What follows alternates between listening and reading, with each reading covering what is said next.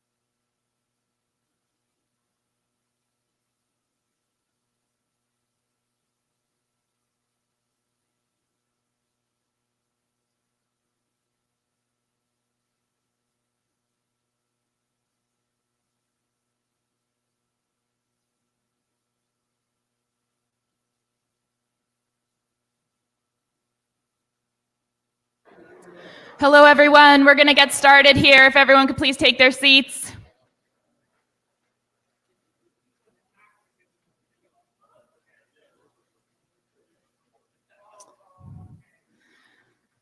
So thank you so much, everyone, both our audience here in person and also on live stream, for being here at Worker Strike Back's DNC protest rally and public meeting. If you're not familiar with Worker Strike Back, we're a nationwide grassroots organization of working people, young people, and retirees who want to build movements against the bosses in our workplaces, in the streets, and the political arena. At our first national Zoom conference last month, Worker Strike Back voted to endorse anti-war candidate Jill Stein in the 2024 presidential election.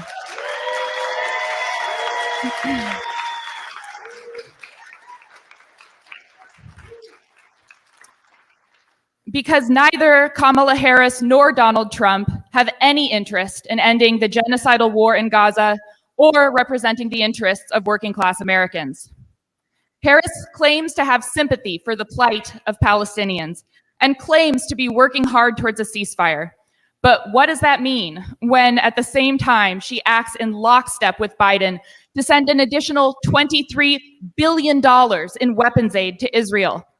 At the same time that horrifying reports are coming out about the bombing of not just one, but dozens of school buildings in Gaza by the Israeli military. 23 billion worth of additional weapons when 1 in 4 people in Gaza have already been killed. And almost the entire remaining population, not just displaced, but constantly on the run from new attacks and without the basic means of subsistence, like food, clean water, shelter, or medical care. Harris, like Biden, and the entire Democratic Party are not just complicit. They are actively arming this genocide.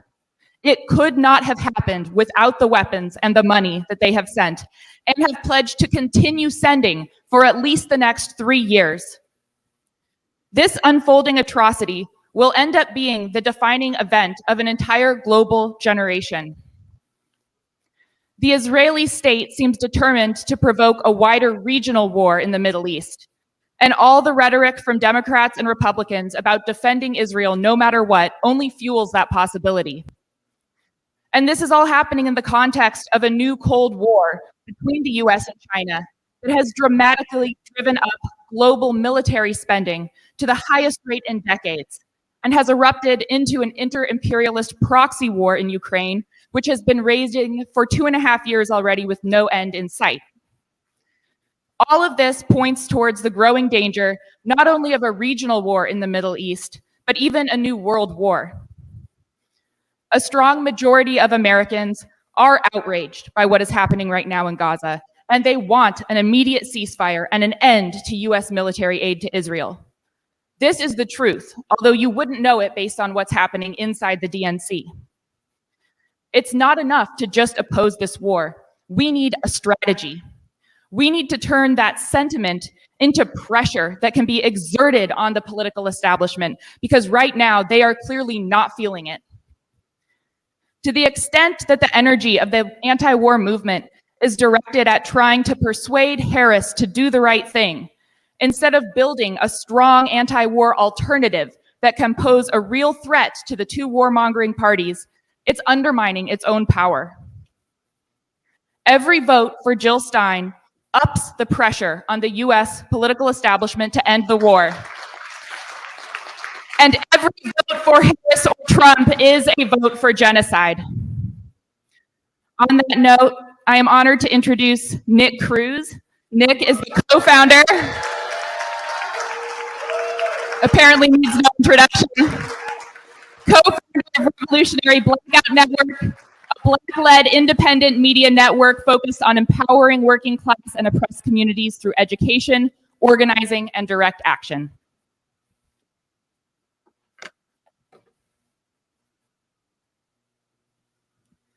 If genocide is not a deal breaker for you, there's something wrong with you.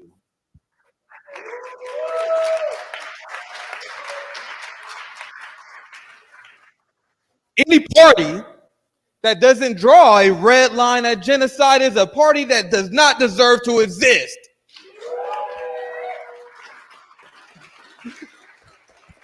We have Holocaust Harris. Kamala Harris, they didn't remove Joe Biden as the lead nominee for president because he facilitated a genocide.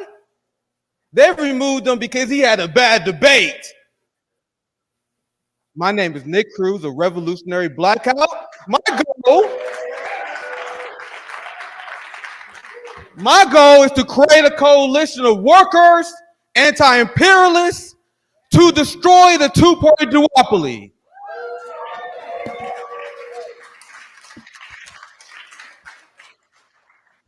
Calling it two-party duopoly is kind of misleading. It's a uniparty of war and genocide. We must challenge the Democratic Party. They are, like my late great mentor Glenn Ford said, the most effective evil.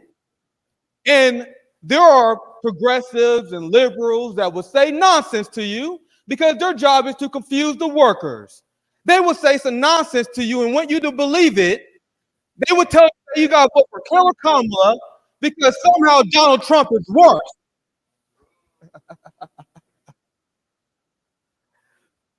Let's analyze the record of genocide Joe Biden. If you're one of the people who believe that Donald Trump will be worse than Joe Biden, you are engaging in genocide denial. You have to tell yourself that Donald Trump is worse because you have to reconcile with the fact that you voted and enabled a gross evil on humanity. Do you guys know who Lily Greenberg Call is? She was the first Jewish appointee in the Biden administration who resigned because she explained that there was a culture of racism in the Biden administration against the Palestinians.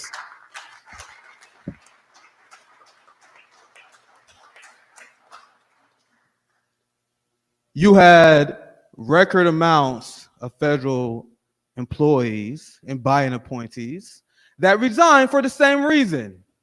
You want to know who didn't resign? Killer Kamala Harris. She didn't resign because she had moral quandaries with the racism of the Palestinian people.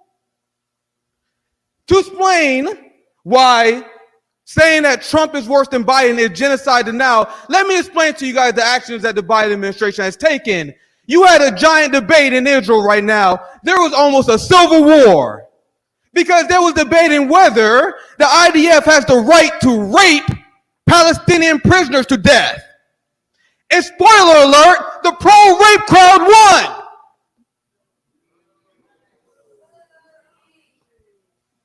There was a mob of Israelis that stormed where the soldiers who committed mass rape and sodomized a man to death, and they demanded him to be released, and the government said, no problem. The position of the Biden administration, when approached with this information, was we will allow Israel to investigate themselves. How would Donald Trump handle that? The same way. You had Joe Biden, who is giving Israel diplomatic immunity during this war. Do you guys know who the legend Aaron Bushnell is?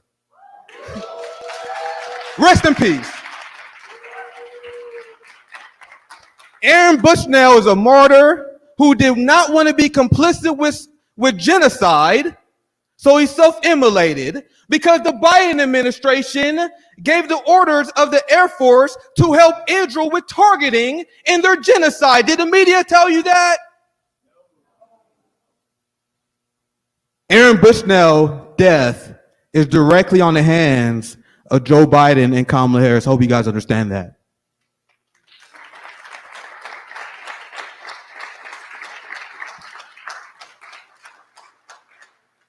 Genocide Joe Biden and Holocaust Harris enables terrorism in the West Bank. You had an Israeli terrorist unit, they call them military, they're terrorist units that engage, and they recently murdered an elderly Palestinian in their own home. In the light of this news, because it was bad publicity, you had the Biden administration that said we may put sanctions on the terrorist units employed by the Israeli military. And man, the media liked that one. The liberal media ran with that for weeks. And what we told you guys on RBN is when I saw the word may, I immediately became skeptical. So it was announced last week that Biden will not sanction the IDF units that are committing terrorism in the West Bank. Not only that, they're going to continue the weapons that go to them. So explain to me how Donald Trump would be worse knowing these facts. We have to be clear to the working class. There are two wings of the imperial machine, and we must form a coalition to destroy them.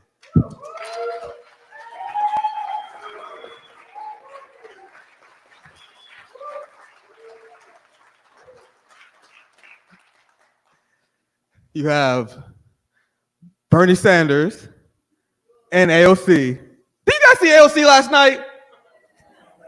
So I guess their game plan is to lie. I guess no one knows what the word ceasefire means anymore. Joe Biden said there was going to be a ceasefire the second Monday of February. What month are we in?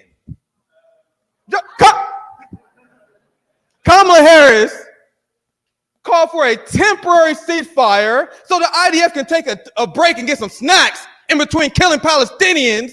And you got people that have the nerve to tell me that she's calling for a ceasefire. Words have meaning. Please learn them, please.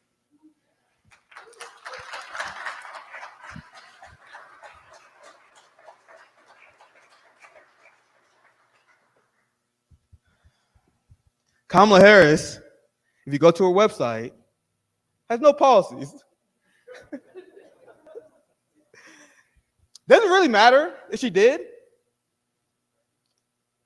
I know when I looked at Biden's website, he had a public option on his website. Do we got a public option? Last time I checked, Joe Biden was supposed to send me a $2,000 check in the mail. What happened? So, do not believe anyone who will tell you anything a politician will tell you and promise you. We are grown adults. Politicians are not going to do anything for the working class. Do not pay attention to the policy platform. Do you guys know what you should pay attention to? Who they are hiring. I warned people about Genocide Joe, and I warned the Bernie Sanders left not to fall in line behind Joe Biden because his advisor was Anthony Blinken. His foreign policy advisor was Anthony Blinken, and you guys surprised he started a genocide? So you want to know who the economic advisor for Kamala Harris is? Kamala Harris hired the same BlackRock economic advisor that was just in the Joe Biden administration. They said, well, if you vote for a third party, you're wasting your vote. You're giving your vote to BlackRock every election. Then you winning something.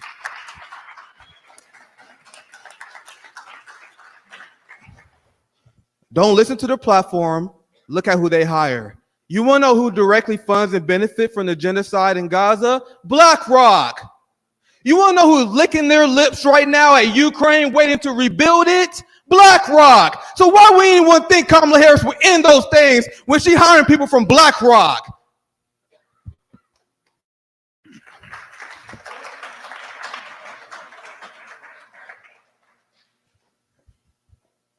Bernie Sanders and AOC play a very particular role for the establishment.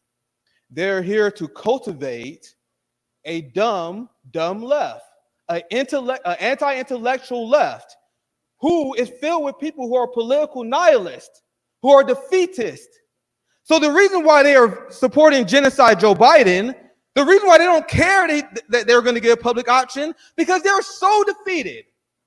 They are so nihilistic about the future that they believe the only chance that we have to get crumbs is to vote for people who commit genocide. So what social democrats and justice democrats do, they engage in a devil's bargain with the ruling class. They want to sell out Palestinians and the global working class out of the devil's bargain that we will get crumbs from the establishment when they don't do anything from us. They know exactly what they're doing.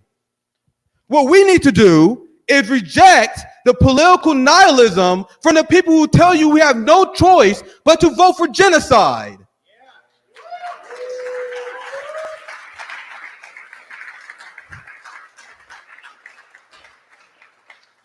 Have my brother Rome here with me. The GOAT. We have RBN chapters in 5 cities all over the nation, and we are only 3 years old. Rome goes around feeding people, giving free haircuts, and organizing the community with scraps.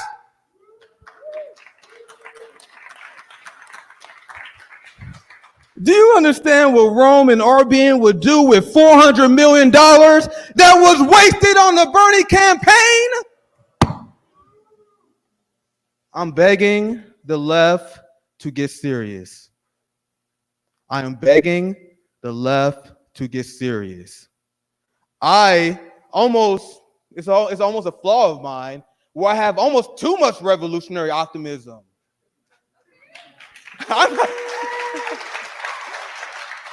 They're not going to defeat me until I'm in the dirt. And what we need to do, you need to figure out what you can do for this movement. I've been put in this very weird position in my life where I'm an educator. While I'm speaking to you guys right now, I guess this is what I do for the movement.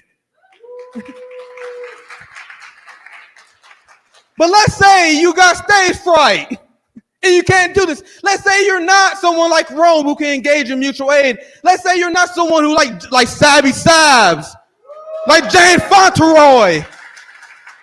Let's say you're not like that. You do what you can for the movement. If you're good at baking pies, guess what you need to do when we have a march? Maybe bake some pies. If you're good at sewing, I can't. Maybe you should make some shirts. What you need to do, even if you work 60 hours a week, let's say you're doing well in your life, but you still care about the struggle. You work 60 hours a week, you got 3 kids, you don't have time. You know what you do? You fund Rome. You fund the mutual aid fighters. There's no revolution without class traders. We need y'all. So that's what my call is. On RBN, we laugh, we cry, make fun of the ruling class, but my main goal is to get people activated. I talk to people who live in China and Russia. I talk to people in the UK, Brazil. Last week, I had a Palestinian roundtable, and what people tell me I always ask them the same question: what should people in America do to help you guys resist this empire? We need to look beyond borders and form an international coalition of anti-imperialism because the war has already started.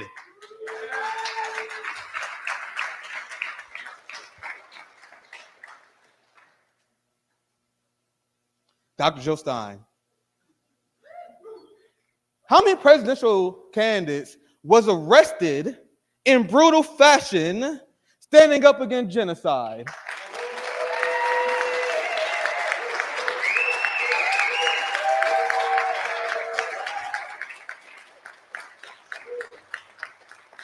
When I saw that, I was like, there it is. There it is. I am doing what I can for the movement. Jill Stein, in her professional capacity, is doing what she can do for this movement. But it's more than just being someone who wants to be a leader. She put her body on the line.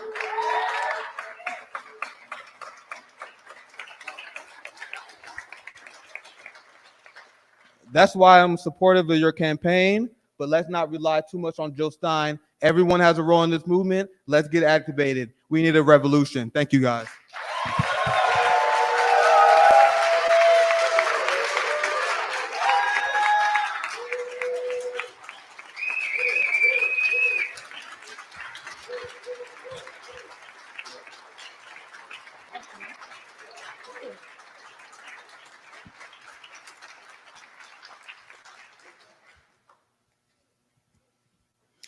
Thank you so much, Nick, for volunteering to go first. I think that was the energy we needed to bring to the room.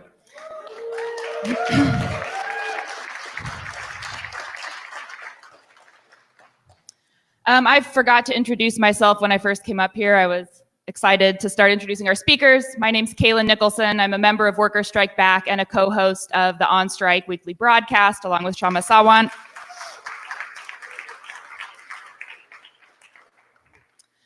We're very honored to have with us here tonight Hassan Abdel Salam. He is the founder of Abandon Biden, which just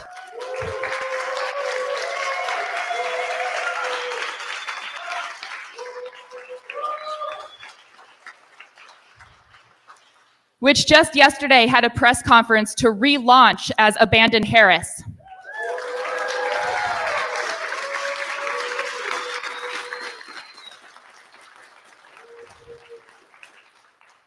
He's been a professor of strategy, movements, and human rights for 12 years.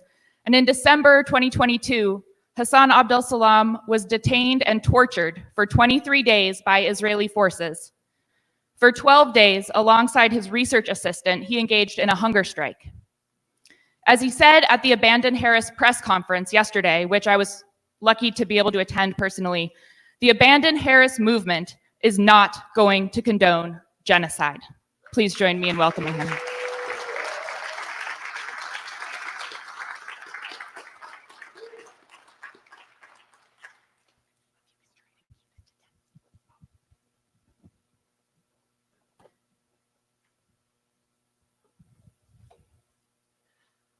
Ahadun Ahad, Ahadun Ahad, Ahadun Ahad.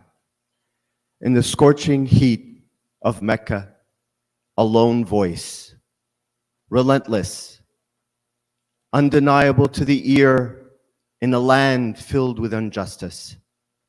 This single voice, drenched in the sands of the alleyways of Mecca, burning into his nerves, the pain unbearable, a slave, voiceless, who speaks the word, a word of truth, Bilal, a companion to the Prophet, peace and blessings be upon him, who said the truth as he saw it, despite the torture, despite his servitude as a slave 14 centuries ago. A story told often to children,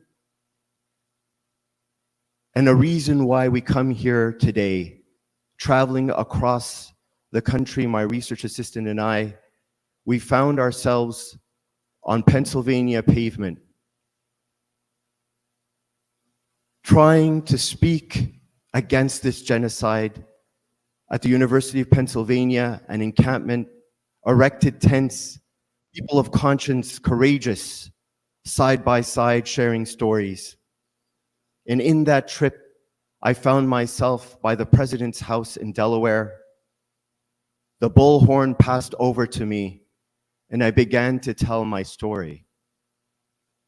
that my name is Hassan Abdussalam. I've been a professor of strategy and human rights, that I was conducting research in Jerusalem for an entire year with my assistant. And we spoke about ways with the youth activists at Al-Aqsa Masjid, the mosque, highly renowned, third holiest in Islam. And on its enclave, we would strategize about ways to peacefully protest against the occupation.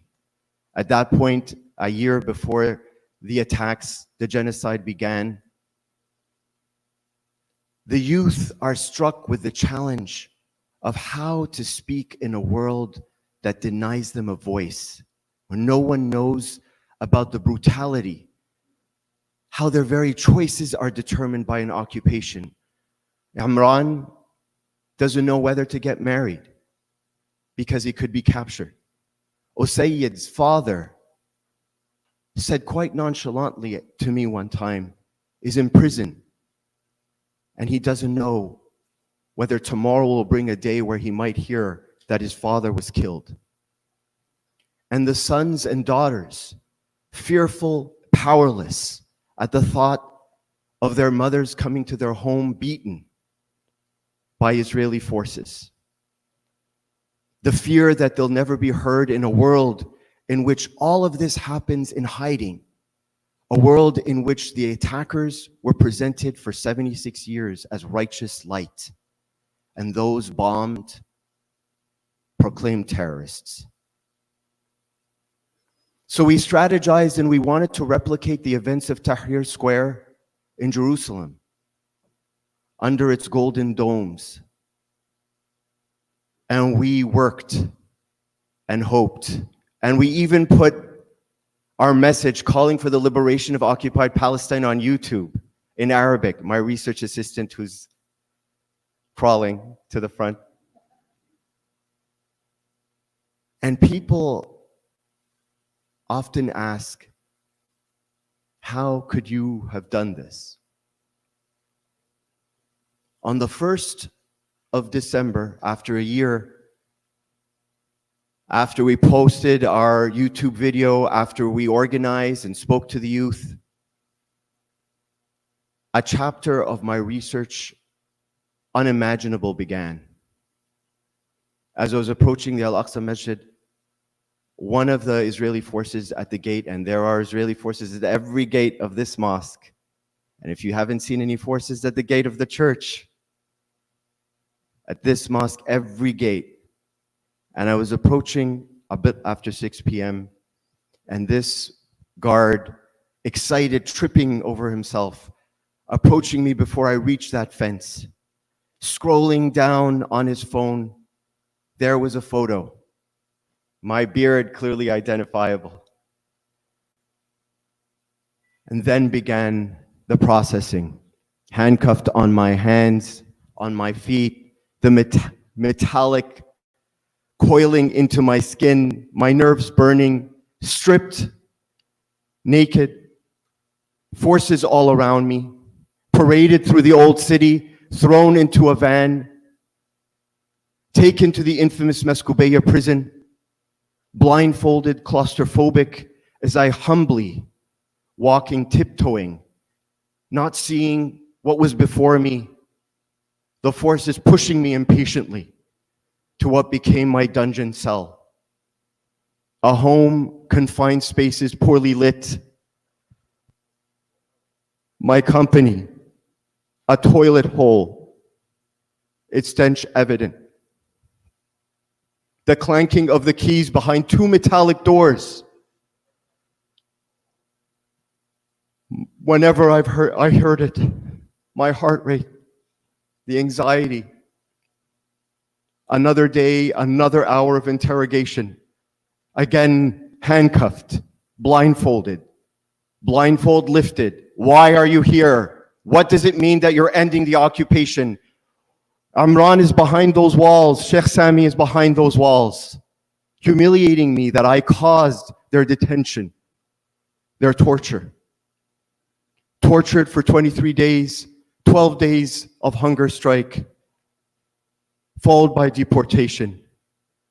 One man said to me, an interrogator, that he cleans himself with bleach because he talks to scum like me, less than spit. The humiliation confronted by people oppressed worldwide. That fundamentally, even in the midst of torture, the humiliation, the mental slavery endured. As I began to learn my new status, voiceless. And people ask me, how could you have spoken out, doctor, professor? You're smarter than that. You should have known. Don't you teach this stuff? How you strategize on the enclave of Al-Aqsa, for which there's a formation of men and women soldiers that appear within the mosque and under their noses? You strategized? You put your message on YouTube? Are you kidding? They ask me, why did I speak? And the real question, dear brothers and sisters, is how can we not speak? At this time of genocide,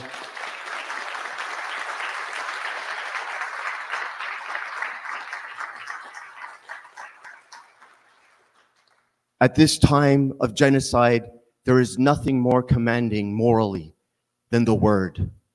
The word that takes you to prison is the word proven that it has effect.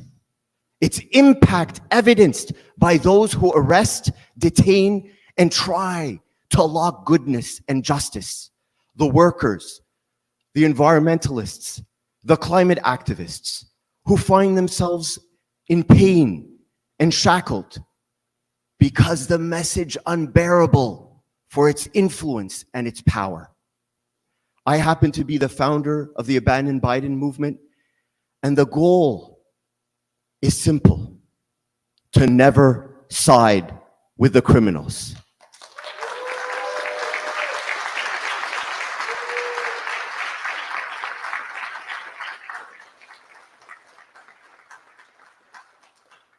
To punish the president and the vice president, to send a signal to the political landscape that when you engage in genocide, you will be thoroughly punished definitively. That the goal is for all of us, people of conscience, to gently walk behind the curtain and go to the ballot box, to speak the truth of voice, simple speech, and vote the truth. To ensure that the despicable candidates that rule the two parties never get our vote, and ensure that they know that because of us, someone who sits atop a superpower, the pharaohs in the White House, were defeated.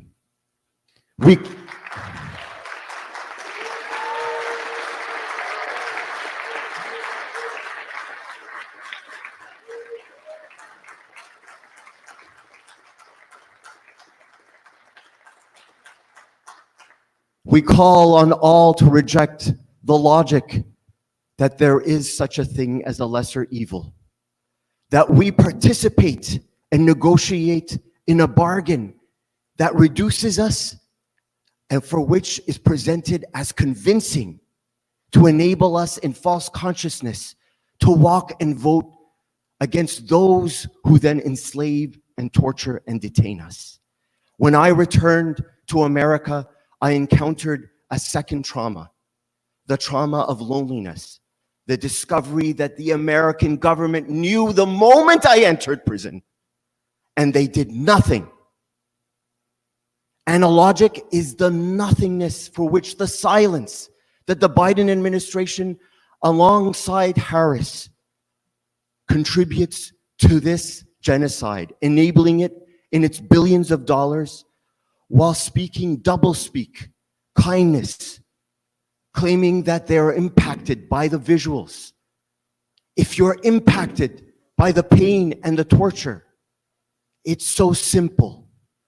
It's found and clear in scholarship that simply stating that this government in Israel must stop its attacks by the United States, a phone call away, and not a single cent would end the impact of this autocracy, for which for many years no one knew was an oppressive center of power on this planet.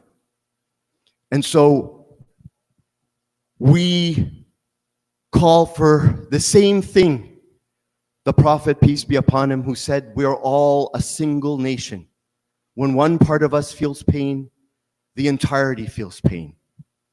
That we must together, Muslim, Jews, Christians, Gen Z, African Americans, Latinos, make history.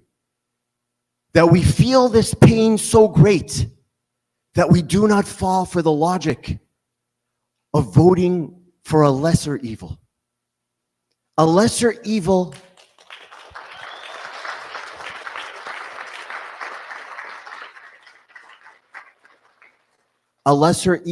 impossible, because genocide is not anything but one of the greatest evils accepted by human rights constituencies worldwide. There is no milder torture or gentler genocide. Incongruent. This is simply doublespeak.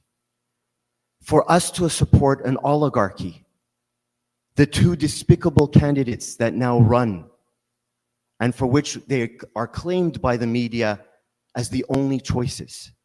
Before you is one choice.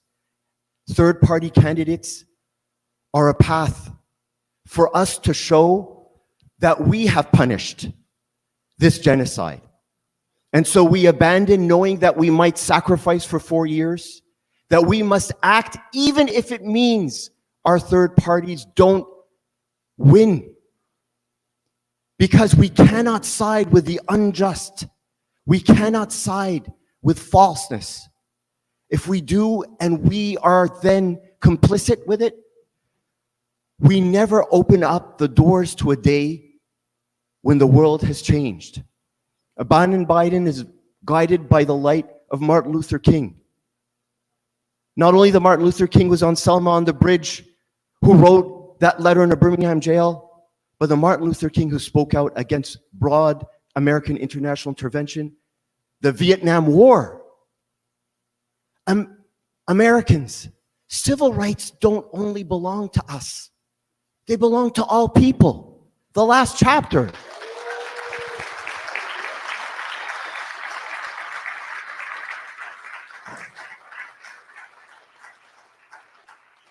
We can show we're a credible threat. Setting foot on the battlefield, David targeted Goliath, the bully, the invincible, the one that was claimed to be impenetrable. But he threw his rock, he fell, and the Canaanites fled. Let's make this political landscape flee by becoming a credible threat to non-violently depose the criminals, to speak justice and truth. When I was being sent back and again while they were playing mock justice with me before courts that impersonate justice, I encountered one of the youth we met in our work and our strategizing behind bars, handcuffed, typical. He asked me, what would I do if I come back to America? I thought I'd stay forever. They basically consistently again and again told me that I would stay here forever, rotting in prison. But I immediately answered when he asked me, what would I do if I come back home?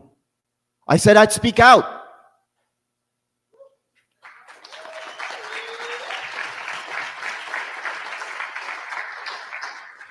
I'd speak out. And the most brilliant thing appeared, a huge smile on his face. What brought him pleasure was that you would be hearing his story right here and now. What brought him pleasure is that he knew, that he came to realize that there are people who never went to occupy Palestine, that never met him, who worry about him, who appear in this church, who come out from every walk of life in Chicago, thousands and thousands of miles away from Gaza and from Jerusalem, with a single concern of making a difference to impact his life. He's not asking for the bombs to end or for the rain of munitions to terminate. He's not asking for the rhetoric and the propaganda to end. What brings a smile on his face is that you heard and you acted, that you want to do something for him, that you feel empathy. And so let's walk the streets and protest, to speak the truth, to bring a smile on the face of the oppressed, workers, environmentalists, those who are poor all across the planet, those who suffer from torture and genocide. Every moment we fight for healthcare, for environmental rights, we create the insurance system to never allow torture, to never allow detention, to close the doors from political candidates who can truly govern with goodness. And for us, ultimately, to speak the truth as a covenant, a promise we hold. For you, I ask and gift you with the image of Brother Faris behind those bars. Please make it so that he didn't just speak to me, that his smile you see right now in your mind as I speak. I invite you to my prison, a place of unbearable pain, but of a sorrow that brings attention to the truth that we should act upon. Look at that brilliant face despite the torture, a face with a smile to each of you. The thought of speaking out in the protests to vote the truth. Because together, a single body, together we cry, together we laugh, together we protest, and together we vote. A single word, a word that brings victory, a victory for ourselves and those oppressed worldwide. We want to smile a smile in the midst of the heat of their torture. A single word. Ahadun ahad. Ahadun ahad. Ahadun ahad.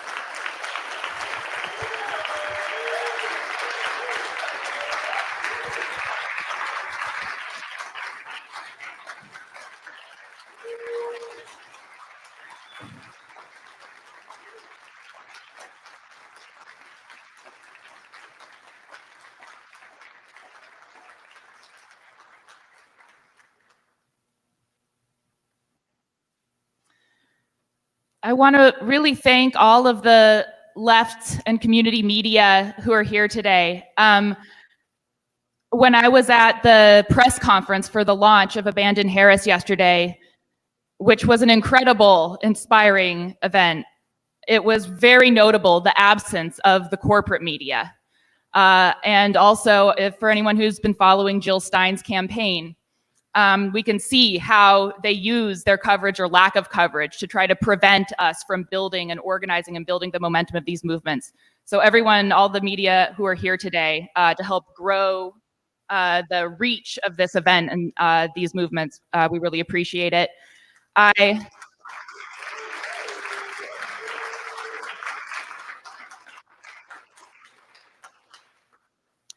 I got an update a couple minutes ago that there's now over 200 people here in person. And when I first got the message, it said there's over 500 on the live stream. And then I got another message a couple minutes later that said, actually now it's 800. And then I checked on my phone a minute later and it was 960.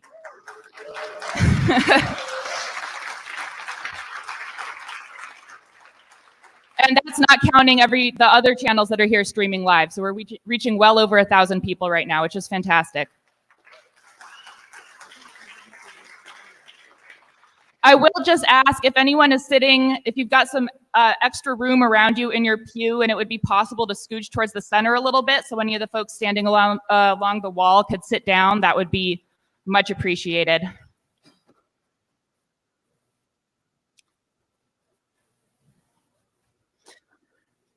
So next, I'm very excited to introduce Sabiha Kazi and Ibrahim. They are both physicians who are calling for socialized medicine in the United States. And they both traveled here from out of state to Chicago to be here to protest the genocide in Gaza. Please join me in welcoming them.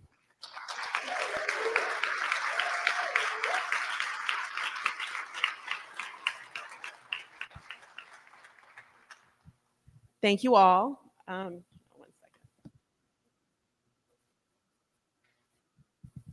second. So my name's Sabiha. I live in Orlando. I'm actually active with RBN's Orlando chapter and James. So I'd like to start with, I wanted to share a story about a patient that I took care of a few years ago. I think oftentimes when you are healthy or when you have money, you don't really fully see how dysfunctional our healthcare system is. So I wanted to share a story about a patient that I took care of. She was a young woman in her mid-30s, and she noticed a lump on her breast. She had insurance through the ACA, but because her insurance had a high deductible, she couldn't afford the doctor's appointments, the co-pays for the imaging that she needed, the biopsy, essentially the workup for this mass, this lump that she had in her breast. The lump predictably grew. It grew to the point where it actually grew out of her skin, and she had a large fungating mass on her left breast, but still she could not afford to see a doctor and to get that worked up. It wasn't until she got to a point where she wasn't able to breathe. She was so short of breath that she couldn't work, she couldn't take care of her kids. So she came into the ER, was admitted to the hospital, and that's when I met her. It turns out that she had a cancer, a breast cancer, which had spread to her lungs and was causing her lungs to fill up with fluid, with a cancerous fluid. So that's a stage 4 cancer. That's what we call a metastatic cancer that has spread. And at that point, her cancer is not curable. Had she had the resources to seek medical care when she first noticed that lump, that could have been caught at a stage where her cancer would have been potentially curable. But now it was not curable. While she was in the hospital, I actually did meet her entire family. I met her kids, I met her siblings, I met her parents, her husband. She eventually died. And, you know, she was a wife, she was a mother, she was a daughter, a sister, a friend, a neighbor. She was a fellow human being. And now she's part of a statistic, right? She is one of the 68,000 people who die in this country every year from a lack of health care. So why does this happen? We're the wealthiest country in the world. Why does this happen? And the bottom line is, fundamentally, the bottom line is that we are denied health care so that the CEOs of health insurance companies, pharmaceutical companies, these big hospital conglomerate companies, so their CEOs can buy a second vacation home in Italy. So we are denied health care so they can buy their third yacht. That's fundamentally the reason why we do not have health care in this country. That, to me, is what I would call deplorable. I think that is morally depraved and unacceptable. And this happens with the support of both corrupted corporate capitalist parties.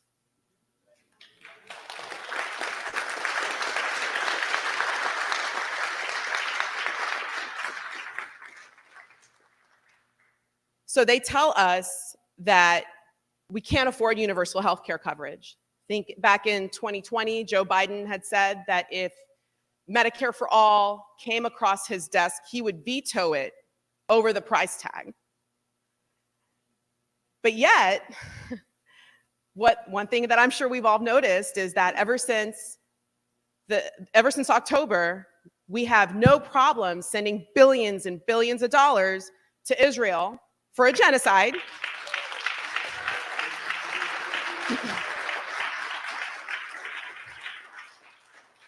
And also to Ukraine for a proxy war. This is unacceptable, and this has to change. And I feel that we, as the people of this land, we cannot support anyone who is seeking power, who is allowing this type of healthcare system to continue. To me, I support Medicare for all, but I support Medicare for all as a compromise. To me, the ideal system would be a well-funded, well-protected, socialized healthcare system.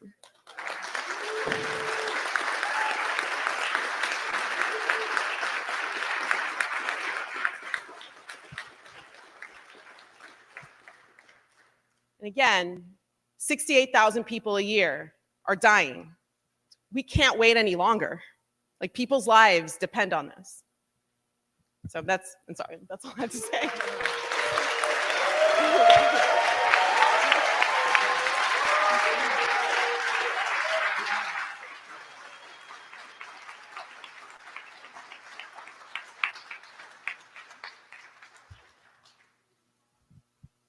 Well, I'm the other physician that's up here. I guess the third physician that's on the panel. Well, I just want to say I'm honored to be here. I really didn't expect to be on a panel, with Jill Stein and with everyone here. It's really an honor. But the reason that I came down to Chicago with my friend Sabiha and fellow physician is because we live in an emergency. We have it's a time of emergency right now. I'm not only a physician, but I'm also Palestinian.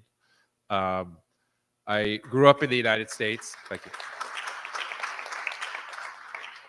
Like all of you here, you see the images, the genocide of people, of children. 2.5 million people trapped in a death camp, half of whom are children. That's what we're opposing. It's a very simple request. It's amazing that is a demand that we have to request of our leaders, because that's how indecent they are. Both parties are run by genocidal racists who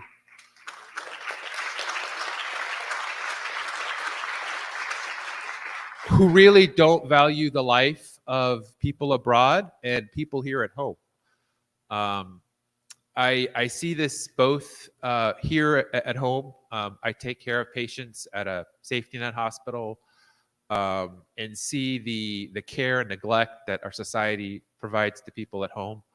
And I see that translated overseas to my ancestors and my relatives back in Palestine. The same government is responsible for both. I also see the attack on my colleagues and healthcare workers in Palestine that are systematically targeted and killed and murdered. I think that's something that hasn't been highlighted very much, but I think something that we all need to raise awareness for. I also want to say that, the genocide that is happening in Palestine is also similar to the genocide of people here in the United States who lack health care. At least 68,000 people die a year. And that's why we need a different path forward. The Democrats are not our salvation. I was one of the few people or one of many people that fell for the Bernie Sanders campaign over the last few years. Our job now is to organize, because this is an emergency. We have a genocide that's ongoing that has to end now. We have to call for a ceasefire now. We have to have an arms embargo linked with that, and we have to end the occupation. Without that, this won't be over.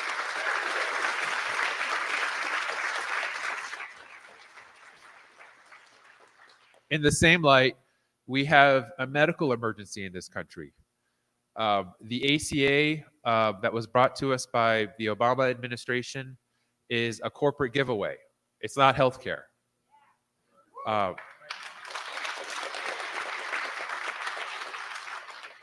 We need a fully funded, fully socialized system that provides coverage for everybody, regardless of who they are and how much money they make.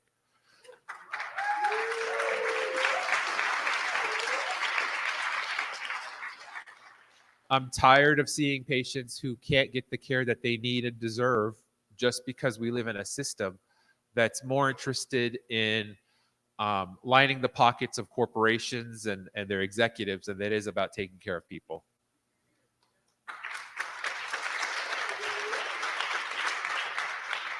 And lastly, we live in a climate emergency.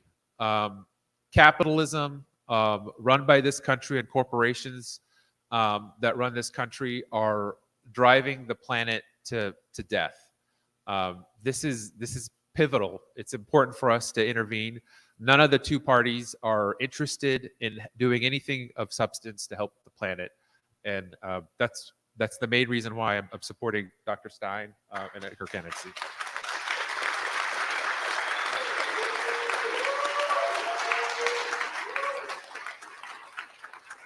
So thanks everyone. I'm honored to be here. I'm honored to give my perspective and end the genocide and the occupation, arms embargo.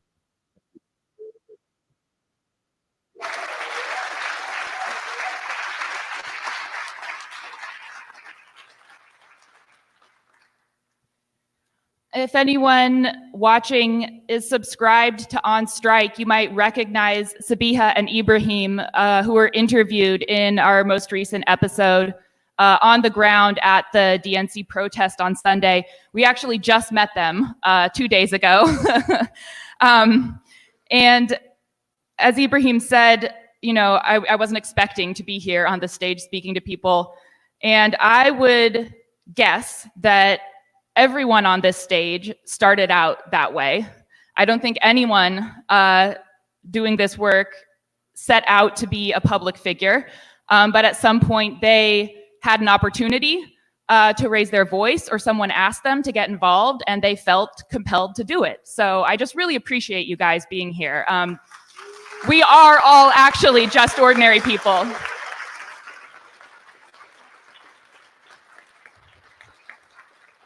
And if you're not subscribed to On Strike, please do that right now and consider joining Workers Strike Back. I'm just so excited about how many people are here today, both in person and on the live stream. And there's a lot of work to do. The size of a lot of the rallies and marches were not as big as I was maybe naively expecting, but a lot of the figures I saw projected were bigger than it seems like what the turnout ended up being. I think there's a real effect of this switch from Biden to Harris and people kind of feeling like maybe on the back foot, or, oh, maybe there is a chance to push now more. I think that had an effect on lowering the turnout, which is disappointing, but we can't stop, right? That just means we have to get even more serious about strategy. We have to get even more serious about going out there, campaigning, talking to people, and winning every possible vote we can for Jill Stein, for an anti-war candidate in this election.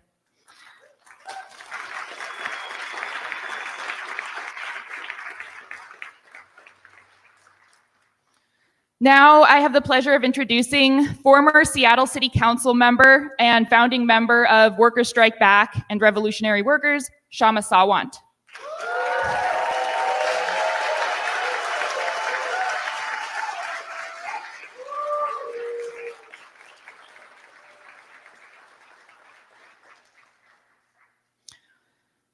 Kshama's Socialist City Council office led the fight that made Seattle the first major U.S. city with a $15 an hour minimum wage, and it's now nearly $20 an hour.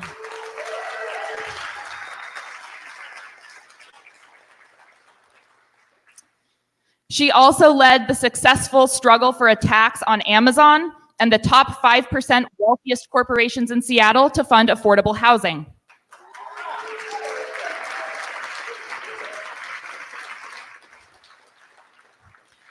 She fought successfully to make Seattle the first major US city after Dearborn to pass a ceasefire resolution after the war on Gaza broke out last year.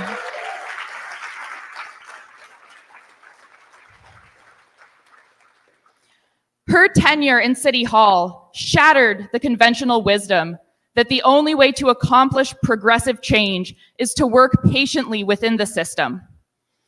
To date, her decades-long example is the only one that shows how working class representatives need to be disruptors of the political status quo, not cogs in the machine.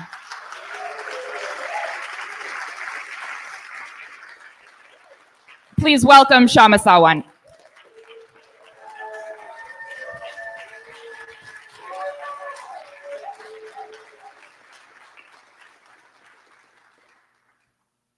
Sisters, brothers, and siblings, it's very important and inspiring that thousands of people have come to Chicago this week to protest the Democratic National Convention, despite all the obstacles in front of working people and the anti-war movement, that we are not silently standing by as the Democrats carry out this genocidal war and all their attacks on workers. The Democratic elites say that Harris is somehow not complicit in the war, that she was not responsible for the Biden-Harris administration's betrayals of working people, that Harris and Walz represent a progressive change of course. This is the great lie that they are selling.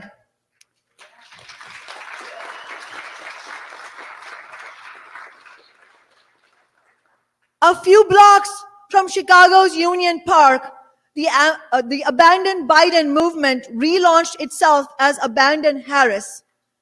Worker Strike Back and I were at the Abandoned Harris press conference on Monday, yesterday, where we saw Arab and Muslim American leaders reject the great lie, reject the idea that their communities, or other working people can support this warmongering candidate, Kamala Harris.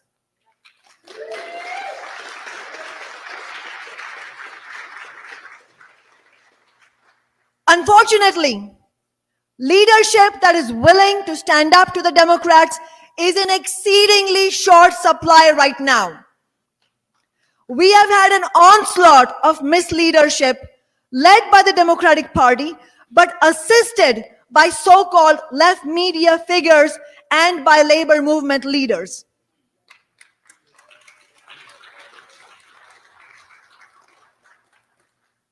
This misleadership is having a disorienting impact on our movement.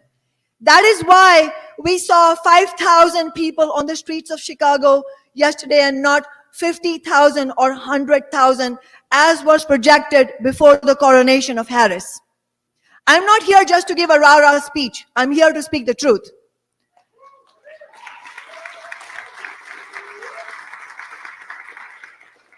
It was only a couple of months ago that the media, including the New York Times, were making comparisons to the protests at the DNC in 1968, which helped define a generation, when the Vietnam anti-war protest movement put its stamp on history in Chicago.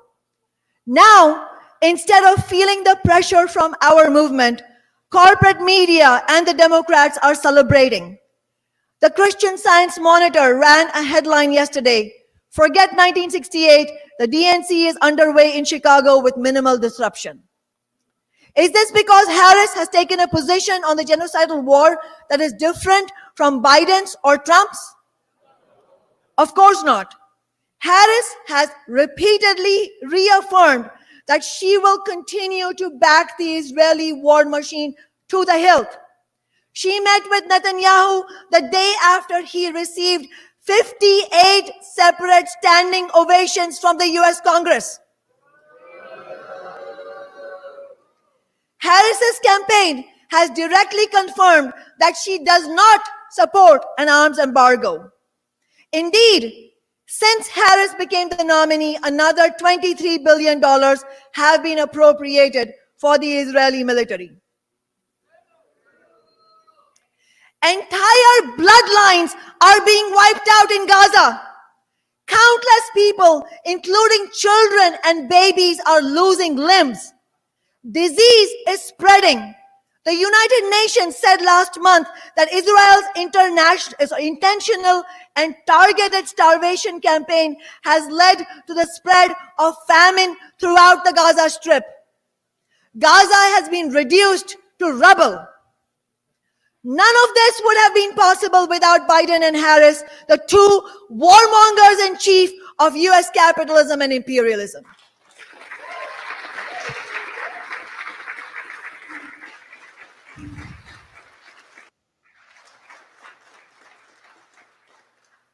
We can have no illusion that Trump or RFK Jr. would do anything different. Trump is a warmongering, anti-worker, billionaire con man.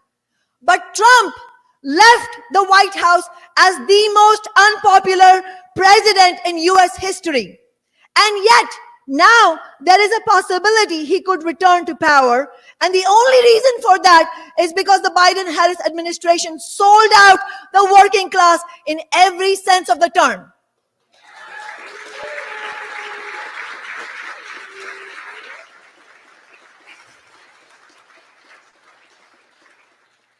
When they ran for office in 2020, both Biden and Harris said they supported the $15 an hour minimum wage. Biden said he would be the most pro-union president in history, and he still makes those claims. Harris said she supported Medicare for all. She said she opposed fracking. These promises, like much of Gaza, lie in rubble. They sold out the railroad workers. They abandoned 15 and even a healthcare public option. Working people face a deep cost of living crisis. The price of bread has gone up by 147%. There is historic credit card, medical, and student debt. Working people are facing war and climate catastrophe. Working people faced with all this, they look back at the last 4 years, its massive levels of inflation, the skyrocketing cost of fuel, housing, all of this, and also a majority of American people are calling for a ceasefire in Gaza. And they look at all of this, and for all of these reasons, millions of working people want, correctly so, want to vote against the status quo in some shape or form.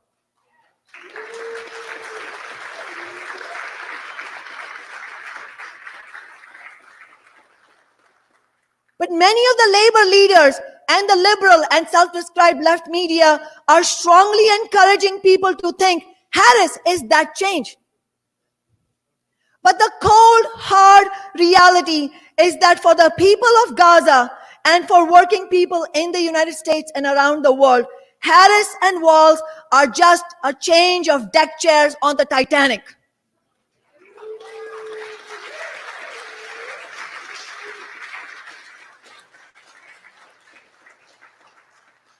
And many working people do recognize this.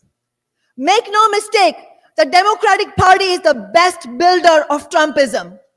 It was the betrayals of Clinton that led to Bush and the Iraq War. It was the betrayals by Obama in bailing out Wall Street banks instead of workers in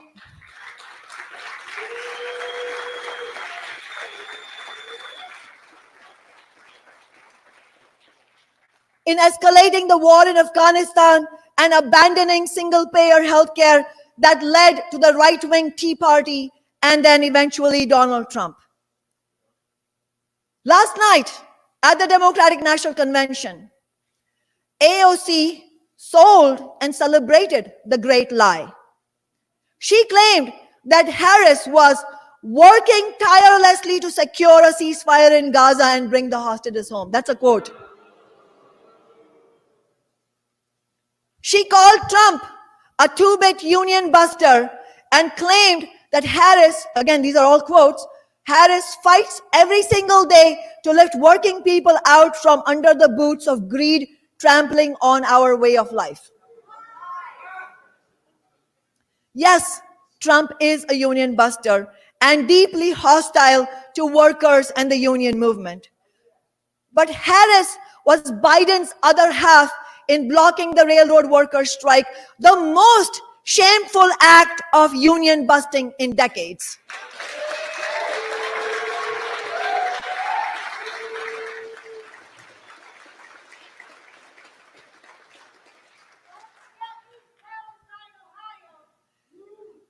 Yes, don't forget East Palestine, Ohio. Absolutely. The CEOs of the big Harris's campaign donors are a who's who of the billionaire class.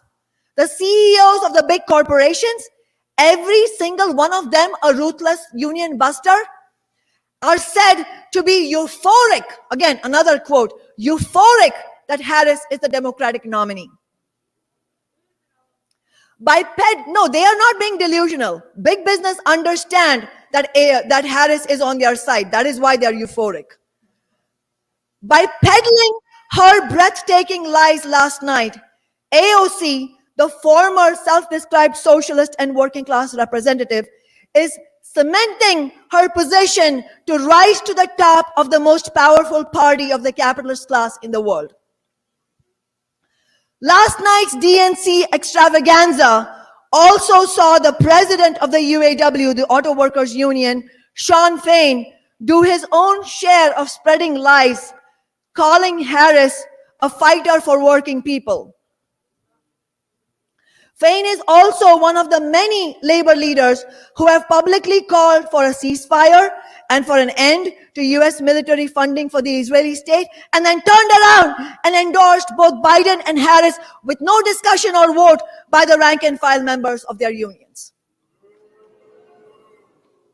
This type of sleight of hand is gravely damaging to working class organizing and the anti-war movement. And it is particularly devastating at this moment. Last year was the year of the largest number of American workers participating in major strike action. By refueling illusions in Harris and the Democrats, labor leaders like Fain are allowing the Democratic Party and the billionaire bosses they serve to co-opt the genuine desire of working and young people to fight back. What should Shawn Fain and other labor leaders have done instead of cheerleading Harris at the DNC? They should have been mobilizing tens of thousands of rank and file union members to the protests outside the DNC.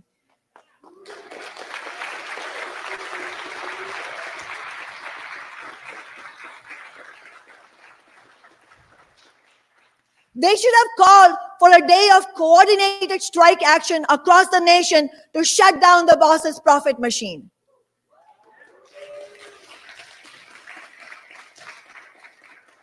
If this had been done, the streets of Chicago would have looked very different. Harris and the Democrats would have been very afraid.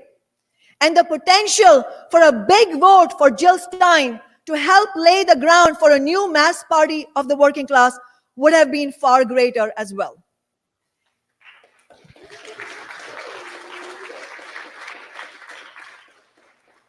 It is that kind of threat, the threat of labor strikes, social upheaval, and millions of votes for Jill Stein that is needed to end the war on Gaza and to win real victories for working people.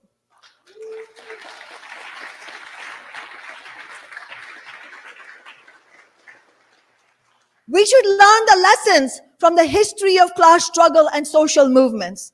The Vietnam War was ended by mass movements of working and young people. For the first time in history, US imperialism was forced to abandon a war. The war was started and escalated under Democrats. It was ended under Republican President Nixon, not because of his support, but despite him. Because there were millions of people on the streets, a mass anti-war movement. There were mass social movements, the Black Power movement, the women's movement, the Latino movement. The soldiers themselves were organizing and refusing to fight. The labor movement carried out mass strikes in the 1970s that changed US history as well. That is what is needed right now.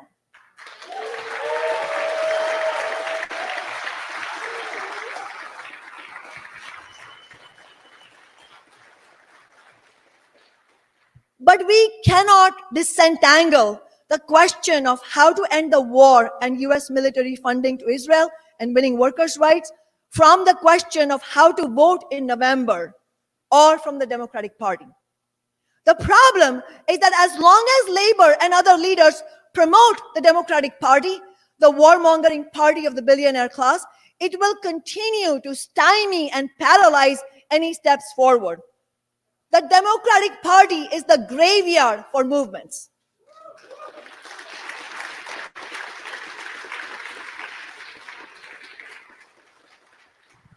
If we are going to rebuild a fighting labor movement in the United States and a powerful enough anti-war movement to end the genocide, we are not going to do that by putting our illusions in the Democrats or the leaders who tell us we should trust the Democrats.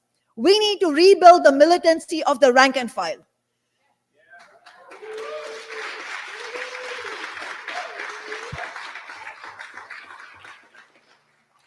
That is why we launched Worker Strike Back.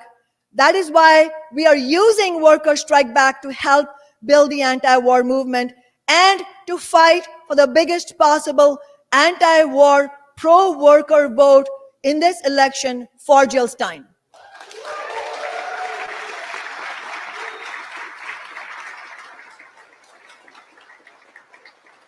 And that is why you should join Worker Strike Back if you haven't already.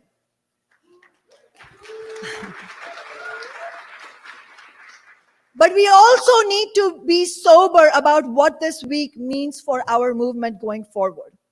The low turnout this week represents a setback. Unless we build a much stronger movement, the Democrats are going to lead many working people down a blind alley once again. We can't let that happen without a fight. So whether we win hundreds of thousands of votes for Jill Stein as the strongest anti-war pro-worker candidate, or we win millions of votes, regardless, we have to fight for every possible vote.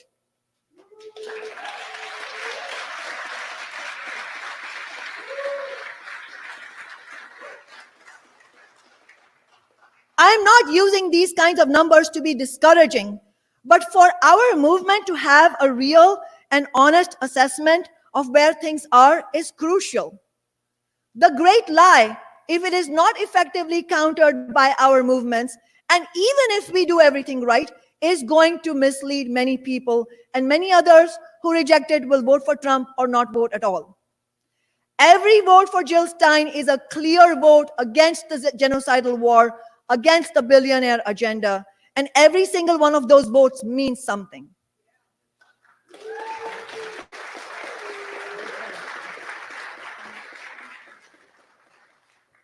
Every vote for Kamala Harris or Donald Trump, conversely, is a vote for genocidal war and the further undermining of the working class and our movements. Being real about assessing our movement's strengths and weaknesses does not mean, in any sense, being pessimistic.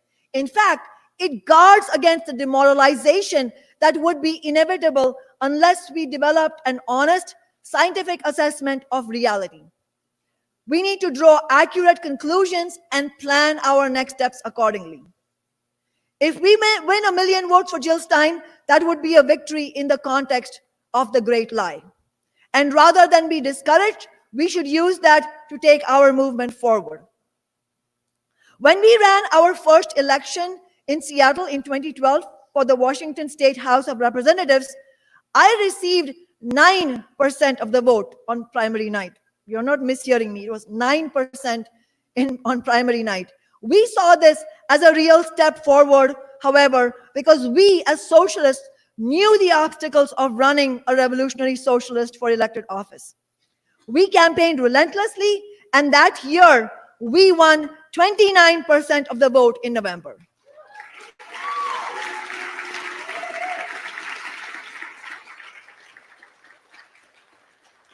And we saw that election as a building block.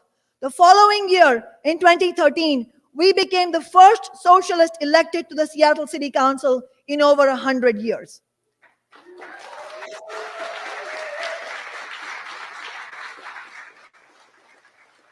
We won because we fought against the Democratic Party in Seattle, and we organized working people, not by me kissing up to the Democratic politicians.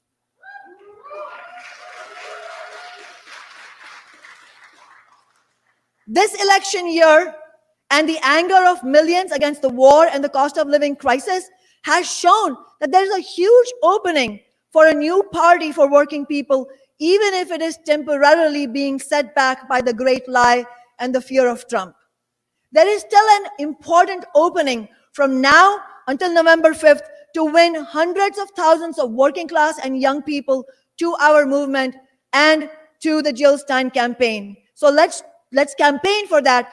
For union members, if you're watching this either in person or on live stream, and you're a union member and you agree with our analysis, then please contact Workers Strike Back, because we need to put forward a number of rescind Harris endorsement resolutions in our union movement to start a real debate and challenge the labor leadership who are cheerleading Harris.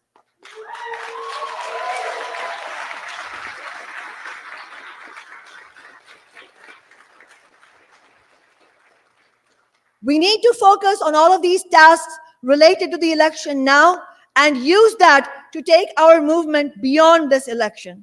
Workers Strike Back is calling for a mass organizing conference in February of next year to do just that. And that's why, as I said, I hope you all join Workers Strike Back if you haven't already.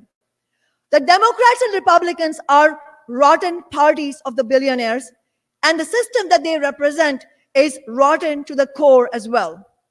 Under capitalism, the resources of society are owned and controlled by a sliver of billionaires and multimillionaires at the top. Capitalism is a system of crisis, a system of war, an engine for inequality and environmental destruction. The corporations act only in the interests of maximizing short-term profits at whatever cost in human lives and human suffering. We need to take the big corporations into democratic public ownership.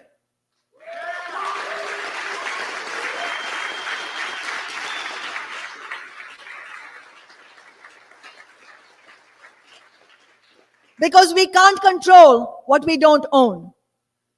US imperialism will continue to back the Israeli state because they see it as their key ally in the oil-rich Middle East and an essential ally in the US-China Cold War, the defining conflict of the present period. The brutal occupation of Gaza is at the root of this crisis, did not begin, and the occupation is at the root of this crisis. It did not begin on October 7th. The Palestinian people have a right to defend themselves, including with arms, and to the right of self-determination.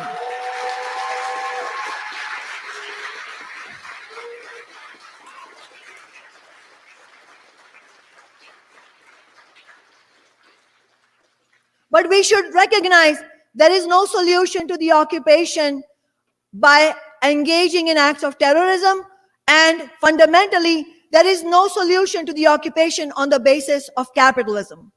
We need a socialist Palestine, a socialist Israel, an end to the system of apartheid, and full rights for all Palestinians within Israel, which is only possible if we have a voluntary socialist federation in the Middle East.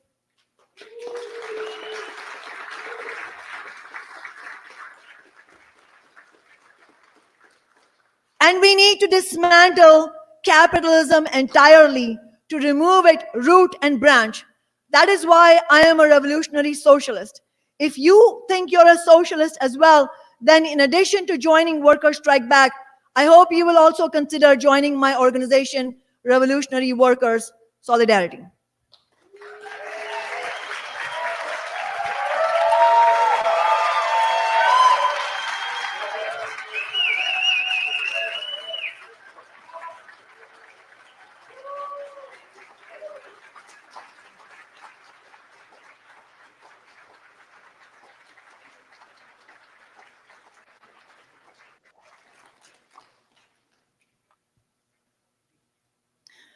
As Kshama said, we're not here to prettify things. We're here to be honest and be realistic about what's happening and what is needed, what strategy is needed to fight back.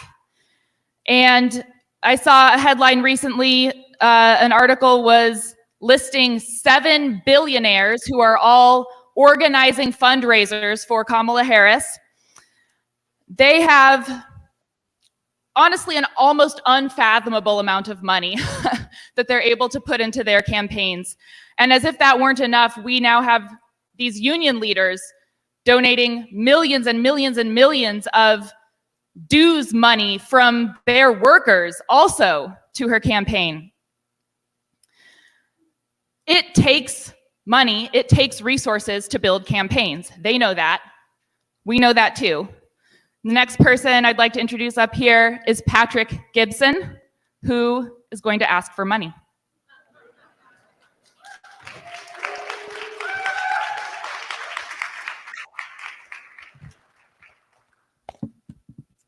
I think this is really exciting. It's very rare to get that level of applause for asking people for money. Like Keelan said, my name is Patrick Gibson. I'm a member of Workers Strike Back. I've been proud to build this organization since we launched in March last year. Right now, we're going to be passing out donation slips, and I want to ask you to not fill them out because I want to talk first about where that money actually goes. Workers Strike Back is a nationwide organization. We're fighting against the bosses and their political servants. Our core demands are an end to the genocidal war on Gaza, fighting for a $25 an hour minimum wage, good union jobs for all, fighting racism, sexism, and all forms of oppression, affordable housing and free healthcare, and lastly, no more sellouts. We need a new party for working people.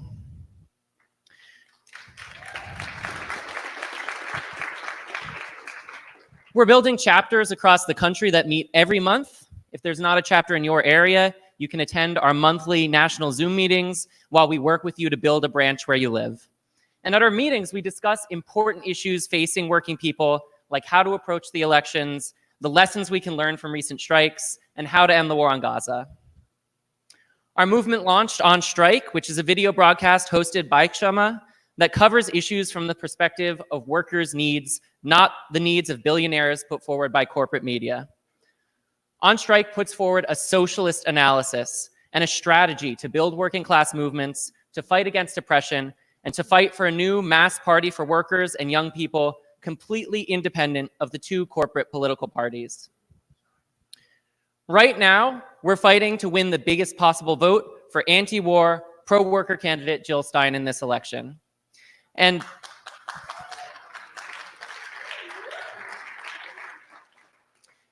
doing all of that requires finances. We don't take corporate cash. They wouldn't give it to us. We don't run ads in our media. And so today, I'm going to ask you for a donation. Together, tonight, we're going to raise $7,500 to continue to build this movement across the country. And in a little bit, I'm going to call out some numbers. If you're watching on the live stream, there's a donation link in the chat. Live stream watchers, you should say in the chat when you hear a number that you can donate so that we can all feel that sense of momentum together. And I will try to announce those donations here in person. If you don't hear it immediately, there's a little bit of a broadcast lag, but I am watching a million screens at once. And if you're here in person, raise your hand when I get to a number that you can give. Fill out the donation card, keep your hand up until a volunteer from our donation team comes over to process your donation and collect your form. Normally, we have chairs and our volunteers can kind of squeeze their way to you. That's gonna be a little hard in the pews. So if you're in the middle of a row, you can pass us your donation slip with an amount written on it, send us your credit card, we'll run the transaction in front of you and send the credit card back. So think about a number you can give. Think about what's at stake with crisis after crisis hammering working people right now. And then think about if you can give a little more to continue the fight for an end to this genocidal war, for a strong labor movement, and for a mass political party that represents us and the biggest possible vote for Jill Stein in November. So tonight we've been talking about what working people can do to end the genocidal war on Gaza. Both parties of big business have shown their determination to back the Israeli state to the hilt, with the Biden-Harris administration approving recently a record-setting $23 billion on top of the billions that have already been sent to fund the Israeli military. And that's despite the fact that over 60% of Americans want an immediate ceasefire and an end to US military aid to Israel. And on top of the unfathomable horrors facing Palestinian people, the Israeli government now seems intent on provoking the escalation of a wider regional war as well.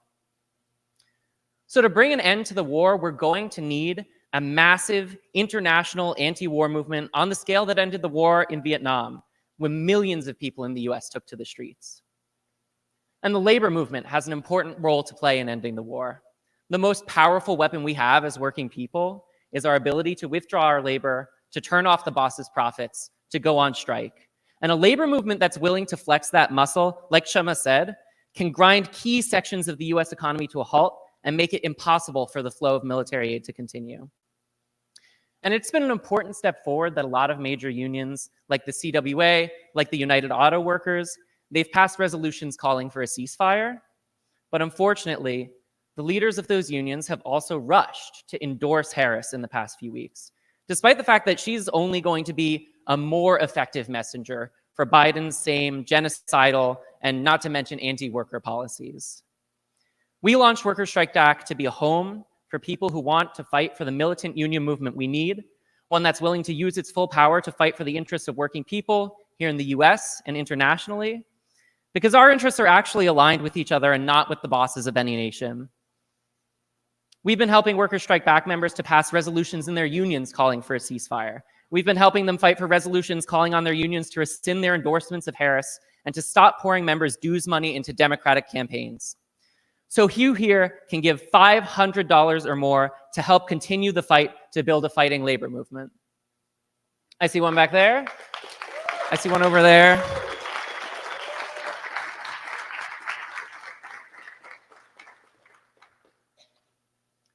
Can anyone match that? You gotta give it a try.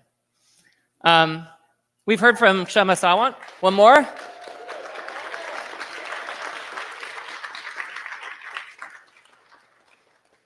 We just heard from Kshama, who served as an elected representative of working people on the Seattle City Council for a decade. During the time she was in office, Seattle's working people won victory after victory, the first $15 minimum wage in a major city, renters' rights, including eviction protections, 6 months' notice for rent increases, and a new tax on Amazon and big business that's used to fund affordable housing. Collectively, those victories represent a transfer of wealth of billions of dollars from the bosses to workers and renters struggling to make ends meet. The $15 an hour minimum wage victory alone was $3 billion won for low-wage workers in Seattle. And that inspired similar struggles across the country that collectively won higher wages for millions of workers. And those things weren't won through backroom deals or making really compelling arguments to Democratic Party politicians. Kshama used her office to build powerful movements of working people that put pressure on the Democrats, who were all initially staunchly opposed to each and every working class demand.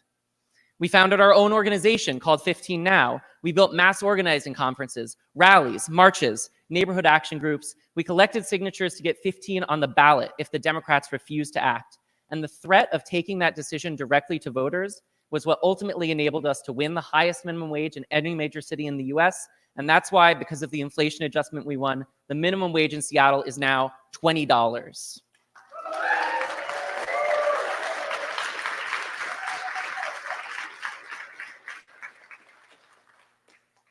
That minimum wage right now is under attack from the all-Democrat Seattle City Council. Workers' Strike Back is leading a fight to defend it. We just forced them to withdraw and attempt to block the next stage of scheduled increases for service workers, but we know that more attacks are coming.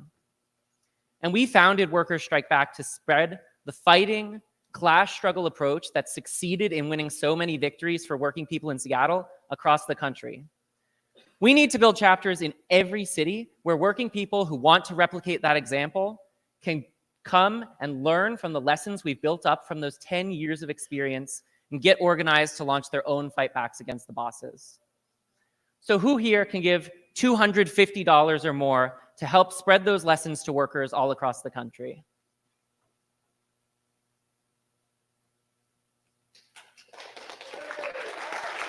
Got one there.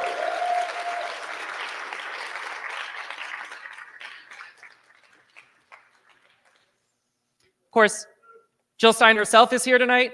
this week, each one of the hundreds of people we've talked to at a protest, the thousands who've watched our On Strike broadcast, the tens of thousands who've watched the interviews Kshama and other Workers Strike Back members have given on various news outlets, all of those people have heard why we urgently need to build for the strongest possible anti-war vote for Jill Stein in November. Every vote cast for Jill Stein is a vote that puts pressure on the political establishment in the US to end the war.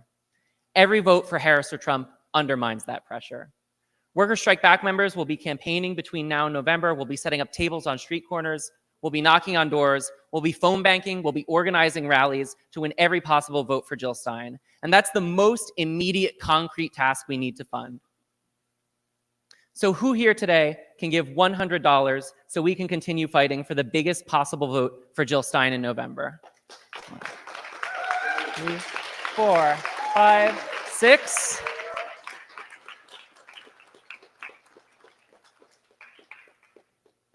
Seven? Awesome.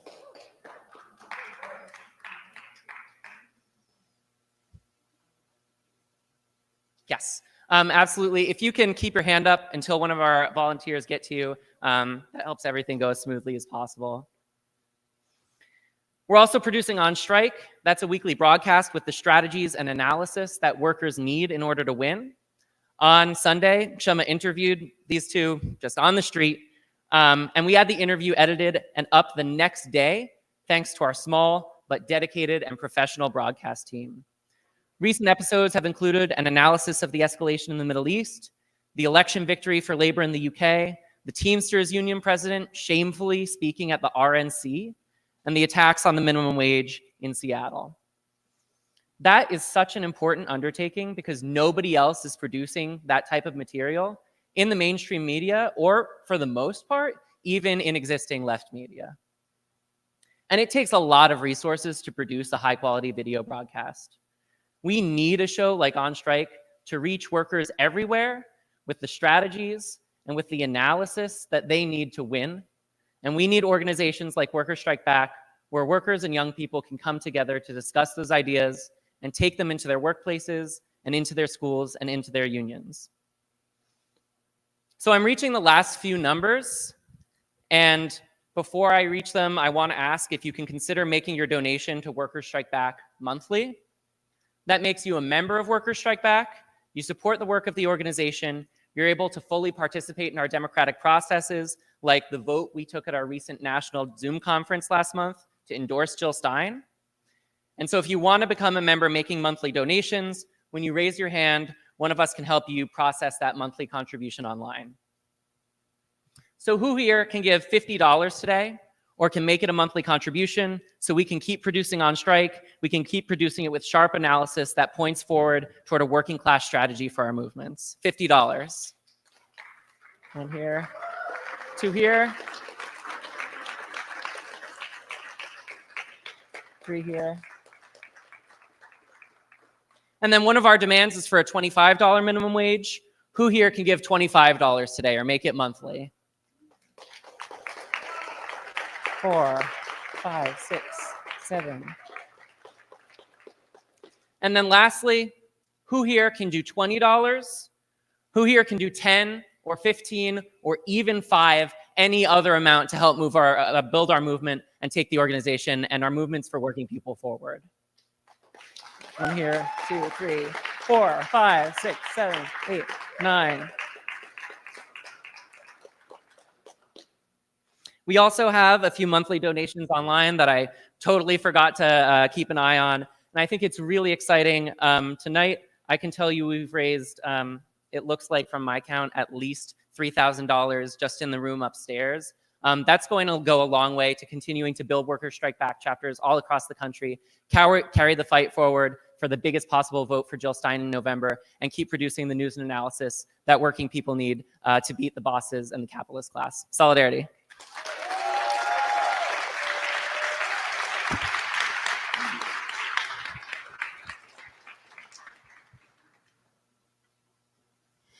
I love it when I see articles in the corporate media about how this or that billionaire just made a new, $20 million donation to fund some wing of a hospital, like it's some huge newsworthy event. And I'm like, if I did the math, that would come out to proportionally less than like 20 cents for me, you know, if we were to compare our salaries.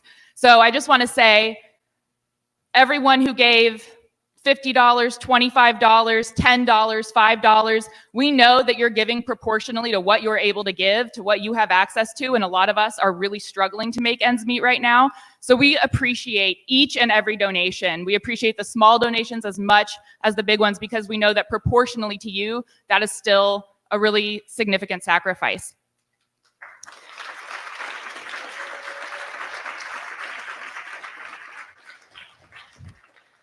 So our final speaker this evening is Dr. Jill Stein,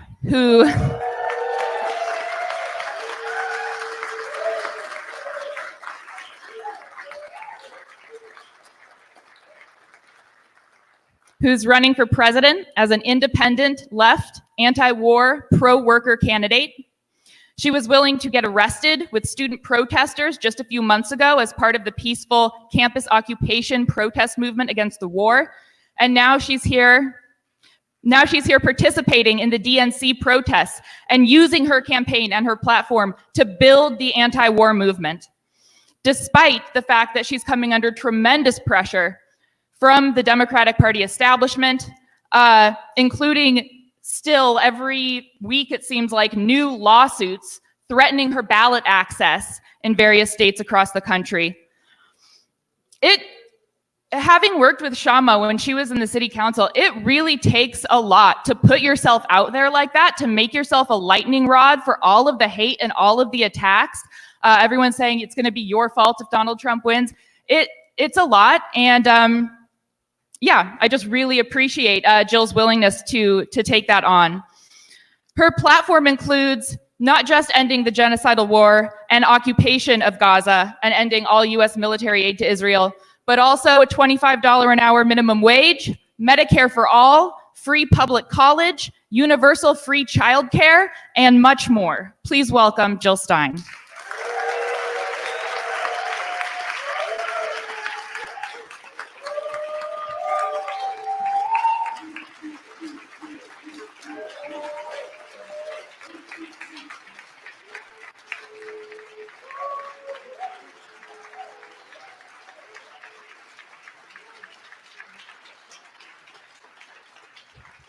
Thank you so much, Kayla. And thank you so much to everyone here.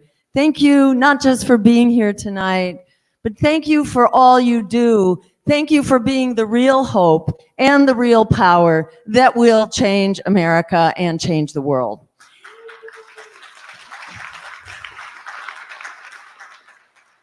And those of you who are here, by the way, we are not alone. As you know that. Right now, on just one of these social media streaming sites, on Do Dissidents alone, there are 3,000 people who are with us right now.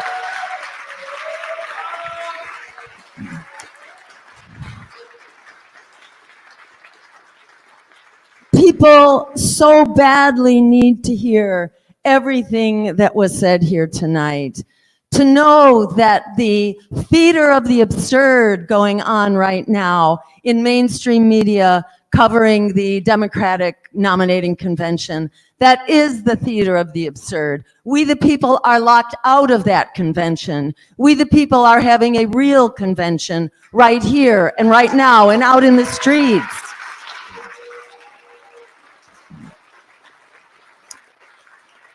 We hear nothing but genocide denial going on in that convention. That convention that's brought to us by AIPAC, by the war profiteers, by the healthcare insurance industry and big pharma and big real estate. That is who is funding politics in America and shaping the message at the DNC, shaping the agenda in Congress, shaping the agenda of the White House. And we say, enough of that.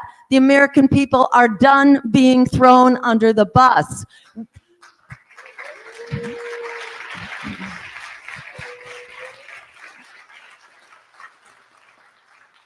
There is a moment of confusion going on right now, referred to as the Kamala mania. Many of us have seen this before. Anybody remember Obama mania? Fool me once, shame on you. Fool me twice, shame on me. We are not being fooled here.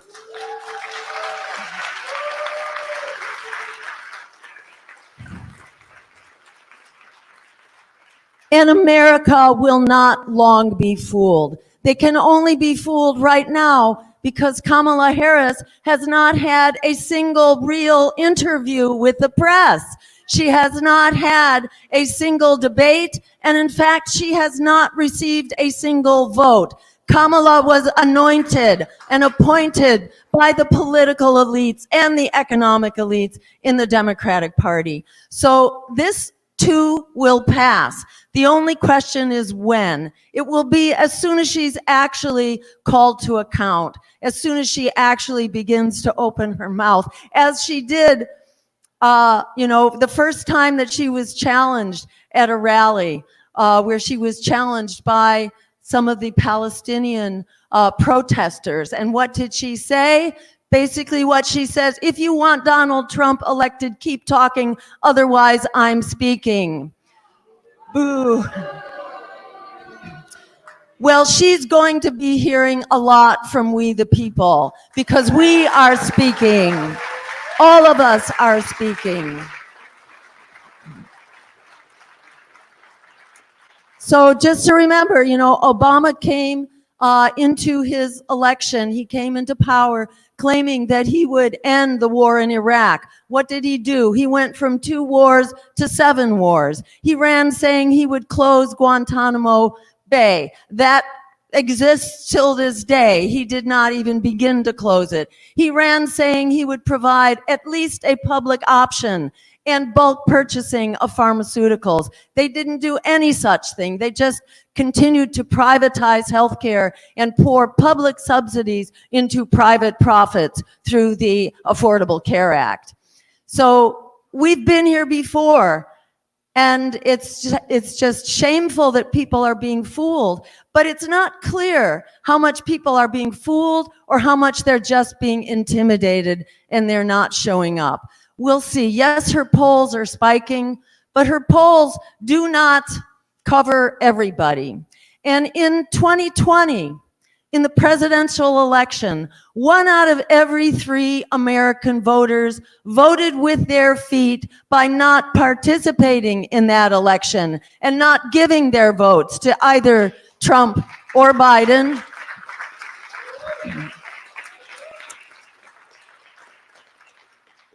Those are the people who are most being thrown under the bus.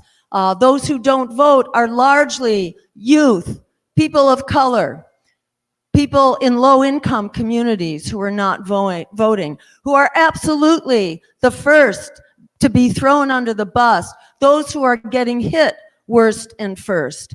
But that tide of abuse is really reaching all of us now, as more and more Americans are struggling harder and harder. We know now that over 60% of Americans are living paycheck to paycheck, barely scraping by. We know that half of all Americans right now are paying 30 to 50% of their monthly income just to keep a roof over their heads, and are just 1 or 2 paychecks away from being evicted. Evictions are skyrocketing. Rates of homelessness are at an absolutely unprecedented rate, at the same time that the Supreme Court is making it illegal to be homeless, and you are at risk for being arrested simply for sleeping in the public, for lack of an actual place to put your head down and rest. So, this is not happening around the margins. This is happening to all of us.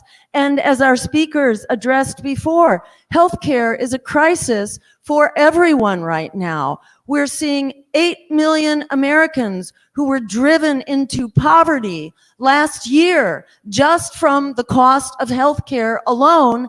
18 million Americans who were not able to afford their pharmaceuticals.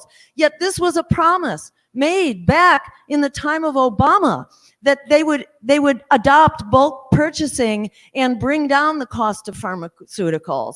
They still haven't done it, even though they are patting themselves on the back now, proclaiming what a great job they're doing of bringing down those costs for 10 pharmaceuticals. 10 out of absolutely thousands. You know, it's like AOC, who we fondly call AOC Pelosi.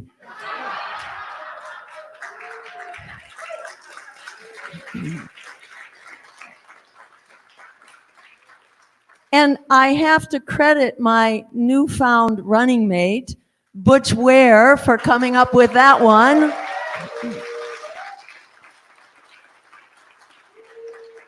What AOC said, was it last night? You know, just giving cover to Kamala. This pretense that the Democratic Party is working hard, the Biden-Harris administration, that they are working hard to achieve a ceasefire. In fact, while we were having our convention with abandoned Biden-Harris, someone in the press interrupted to say that, oh, good news, a ceasefire agreement had just been adopted. And we said, what? Oh, okay. Let's see what pans out, you know. And we've seen what pans out. You know, that was just another rumor, another misleading statement that AOC herself was parroting, pretending that there is some ceasefire agreement that is forever just an inch or two in front of our noses. But in fact, that ceasefire agreement is not coming. And in fact, the murder and the torture and the destruction of people and the civilization is increasing. It's not getting better, even as the Democrats are telling us that the ceasefire is around the corner. In fact, the number of deaths has gone up massively since the time when they first started promising. You know, and that number is now up to some 200,000 people. But who's counting? Because people are being pulverized right now. There are no bodies. Even when there's no rubble on top of them, you still cannot count the bodies. People who are losing relatives are being handed little plastic bags of basically pulverized bodies that are strewn on the floor. You know, this is like a commentary of who our government is, of how our tax dollars are being spent. To me, one of the really grimmest symbols, one of the truest symbols of what this policy is the fact that over 1,000 children, it was 1,000 months ago, over 1,000 children have had leg amputations with no anesthesia. I mean, that's like going back to the incredible era of barbarism. During the Civil War, before there was anesthesia, that was the era of biting the bullet. Biting the bullet meant you were given a bullet to bite on while you were having amputations in the Civil War. And what's going on right now is like that level of barbarity being inflicted on children.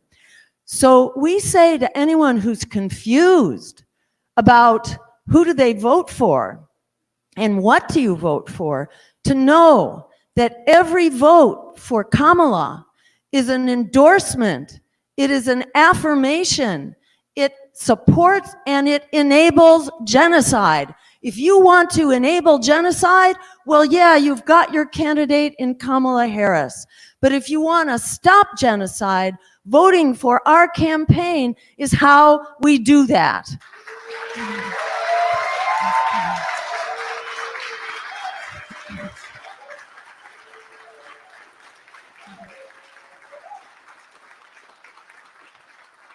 And every vote, every single vote that's cast for our campaign is a shot across the bow of the empire, that we are organized and we are coming for them, they who are war criminals who actually belong in The Hague. We are getting organized. The American people already agree with us. That is why there is such a powerful disinformation and fear campaign that's going on right now 24/7 to silence us and to disappear us. because the empire is quaking in its boots, because the American people are done being thrown under the bus, and we are done tolerating a genocide, which is really the tip of the spear of empire.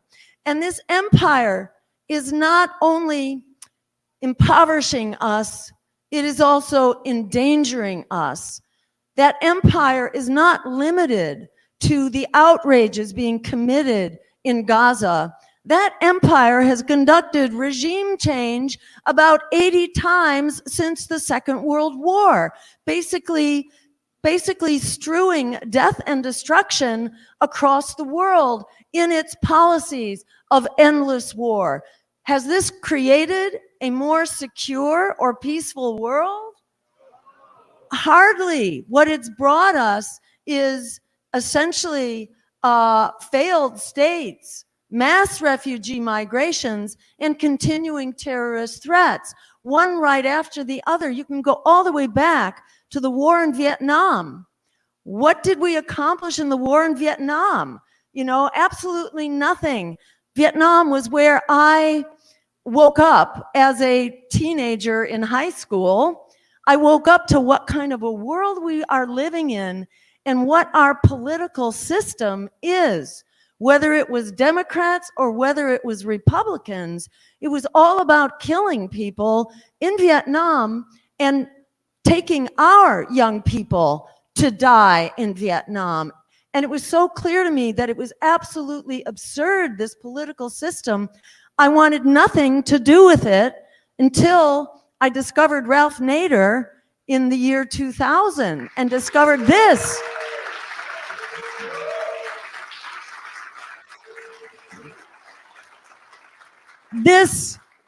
This is what democracy looks like. This is what people-powered and worker-powered democracy actually looks like. But just a few more words about that empire, because that empire, you know, it has a policy. It's called full spectrum dominance. That means that we, the USA, will dominate all countries, all potential areas of competition, all around the world, in all spheres of interaction, whether it is on the battlefield, whether it is under the sea, on the sea, in the oceans, in the skies, in cyberspace, in outer space. We, the US, will dominate all spheres. And that is what we have proceeded to do since the collapse of the Soviet Union, when we became the unopposed power. And we still think we are the unopposed power. We are not the unopposed power, and we need to get with the program soon and stop being the bully in the china shop. That is costing us, that is costing us half of our congressional budget, which works out to, I did check this number because it's not in common circulation, it's $12,000 on average per household that paid for the endless war machine last year. $12,000. Did you have something better you might have done with $12,000? That is the average contribution of each household to the endless war machine last year. That includes the VA, it includes nuclear power and weapons in the energy program. And so on. So it includes some of the things that aren't usually calculated in there. But remember, it is half of our congressional dollars that are going into this endless war machine.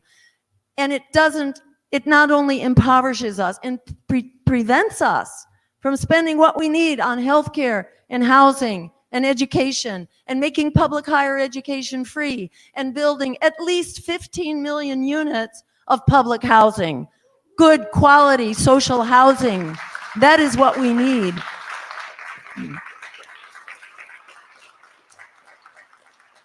That is what we need to do. And just a couple other words about what we need to do, because we can do this. The American public is strongly in support, actually, of a radical, progressive left agenda, starting with health care for everyone as a human right, whether it's Medicare for all as a stepping stone to a nationalized healthcare system. That's where we can begin. It doesn't cost us any money. This is the big secret.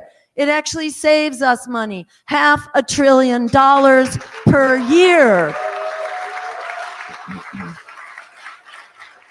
It is such a condemnation of our current batch of criminal misleaders that they are neglecting this. This is motherhood and apple pie. We should have healthcare as a human right for everyone right now. We need housing as a human right for everyone right now. And that starts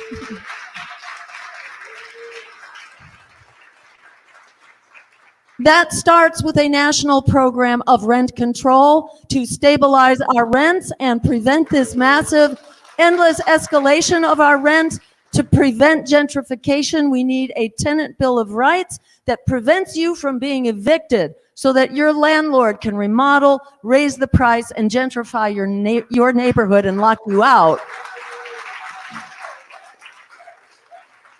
And why don't we have public housing? This is such an important, critical investment in our nation. We don't have public housing thanks to Bill Clinton. Under Bill Clinton, a piece of legislation was passed called the Fair Cloth Bill. That basically prohibited any public investment in public housing.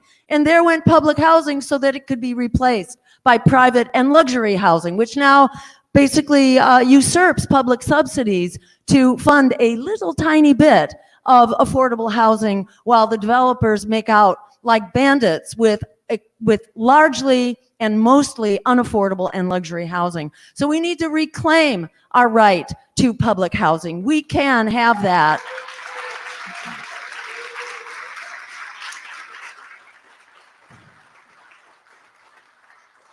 We're also calling, by the way, for a $25 an hour minimum wage now, so that a minimum wage is a living wage. And by the way, we are calling for strong rights of unions. Everyone deserves a good union job and a strong union to protect us, provide dignity at the workplace.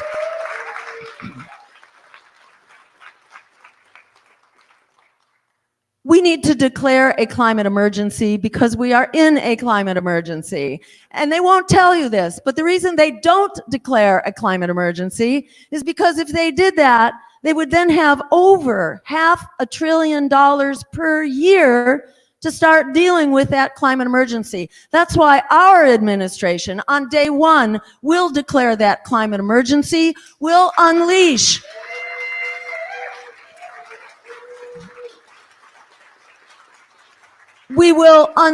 that $600 billion per year to actually start creating the high quality, good paying union jobs that provide the emergency transition we need. And as part of that also, we bring into public ownership, public management, and public planning all the corporations necessary, and we create new public entities which are publicly owned and publicly managed in order to do that.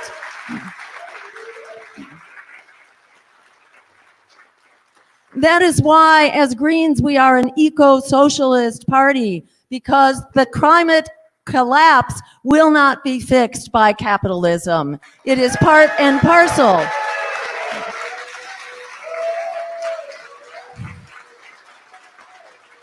While our economy, our economic system is endlessly exploiting people, workers, wages, and our resources, our scarce resources, and investing in endless growth, that is a climate disaster. There is no way to fix the climate crisis without ending capitalism and its basic tenets.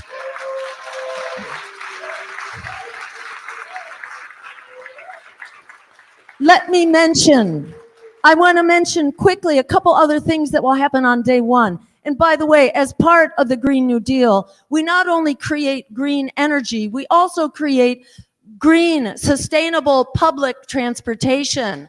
That is how we solve this crisis. And that public transportation is part of public housing, by the way. The housing that we will build as part of social housing comes with public transportation. It also comes with the preservation of green space and recreational space that are added also as human rights to part of our development of livable and sustainable communities, as what social housing is all about.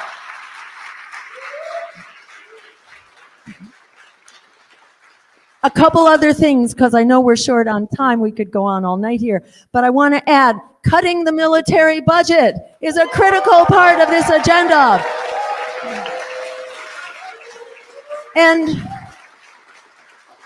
that is 50 to 75%. And remember that the president is the commander-in-chief and proposes that military budget. So we don't have to wait for Congress to come into agreement. We can get to work right away cutting the military budget.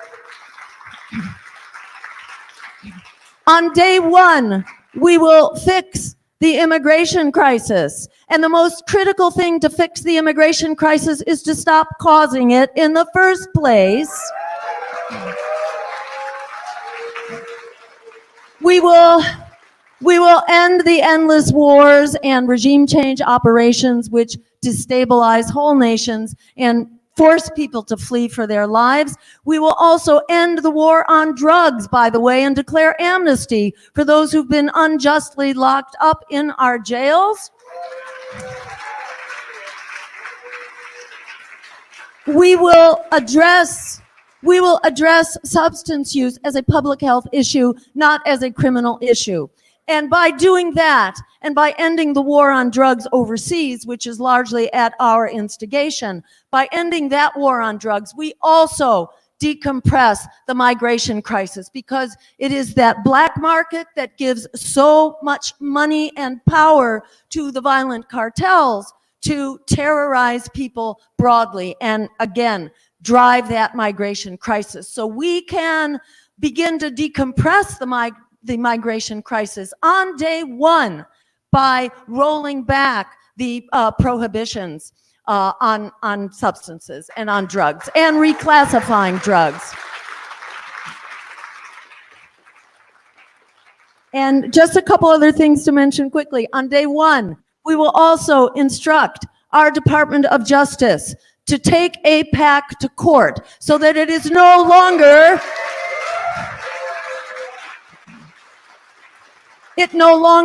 has the ability, it becomes a so-called a foreign agent, and it is no longer able to buy our Congress and our president, by the way. On that same day, we will also initiate an antitrust lawsuit against corporate media so that we can get back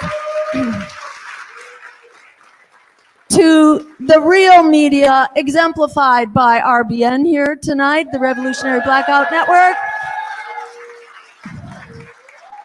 This is what the real press looks like. We call those other guys, we call them the O-press. This is the real press. And a antitrust lawsuit will also break up the corporate media conglomerates whose job is basically to advance their own careers. That is what they do. They are lapdogs to power. We need a media which are watchdogs to power. The First Amendment is first for a critical reason. We cannot have a democracy without freedom of speech, freedom to protest, freedom to redress grievances, freedom of political association. We need that First Amendment. We need it badly now. That is why they are at war with the First Amendment right now. So remember, as Frederick Douglass said, and I'll conclude with that, as Frederick Douglass said, power concedes nothing without a demand. It never has and it never will. We are that demand. Don't let them pretend otherwise. We are absolutely essential to ending genocide and not stopping there. We will also end empire. We will end oligarchy and we will end fascism.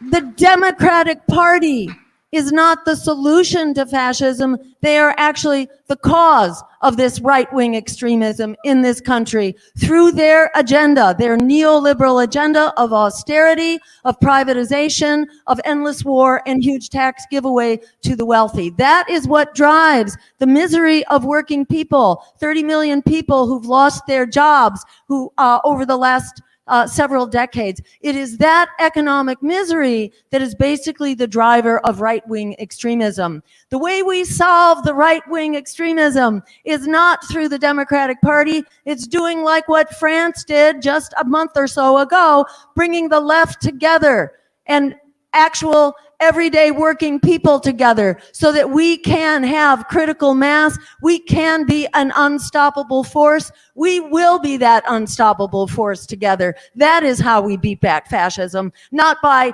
voting for the lesser evil or disappearing ourselves through the Democratic Party.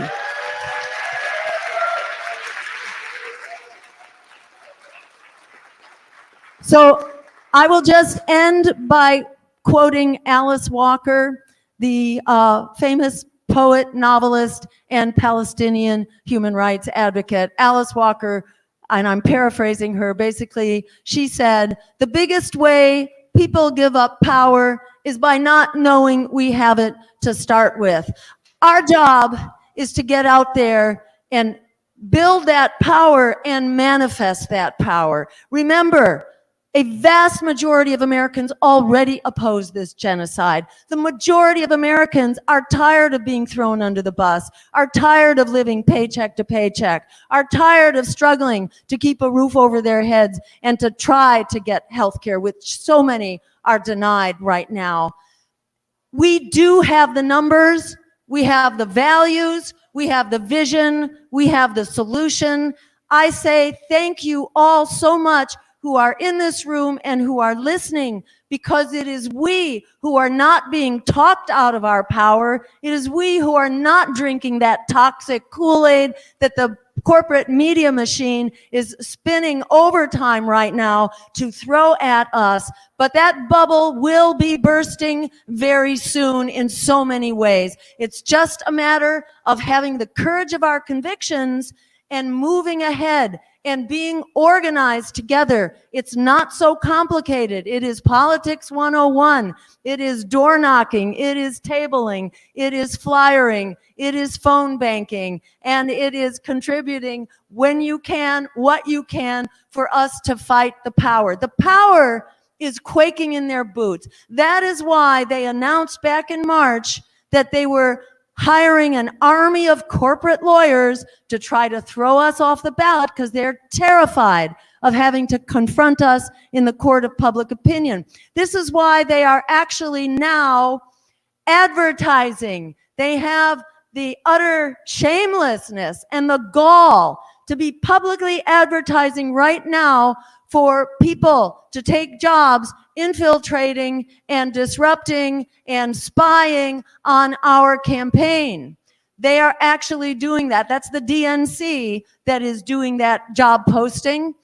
And they are also holding on to our money. We earned basically $300,000 in public matching funds, and they have refused to give it to us starting about a month ago until the petition drives are over. Now, why would they be doing that? Because they are terrified that we are coming. And I will say corporate media and some of the, shall we say, somewhat pseudo-progressive media has refused to cover us all along. Democracy Now!, somehow they have managed not to cover the one anti-genocide, anti-war, pro-worker climate emergency campaign that actually has a pathway to the White House. We say shame on you, Democracy Now!, shame.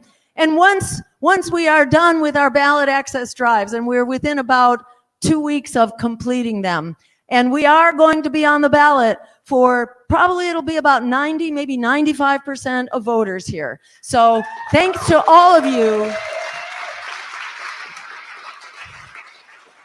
Thanks to all of you so much for making that happen. And the bottom line is the empire is quaking in its boots. It knows its days are numbered. The days of genocide are numbered. We are strong. We are not turning around. We are going forward. Together, we are absolutely unstoppable. And I'm so thrilled to be here tonight with Workers Strike Back, with all of you, for us to be looking forward to the future, including that organizing conference in February, which we should all be very much a part of, and everything between now and then. Let's stand up. Let's show them what real democracy is made of, what peace and justice and an end to genocide looks like. Thank you all so very much.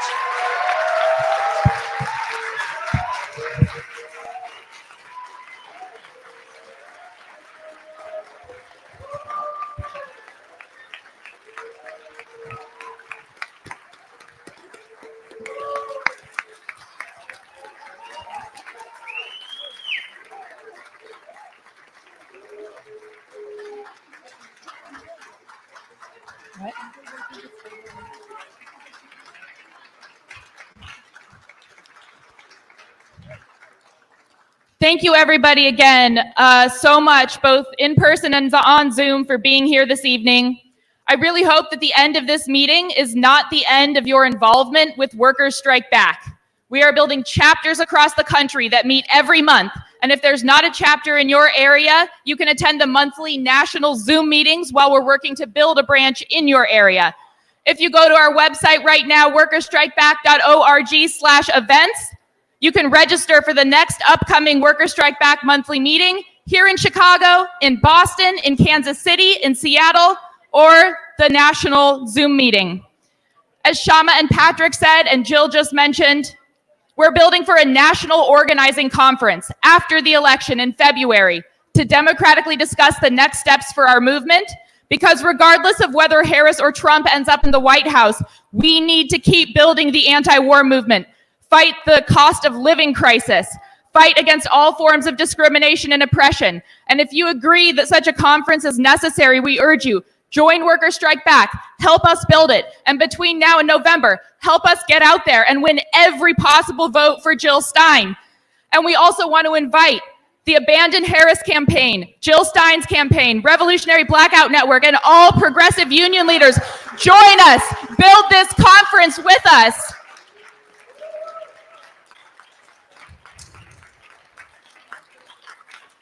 We need as many progressive and working class organizations and communities as possible to be involved in this effort.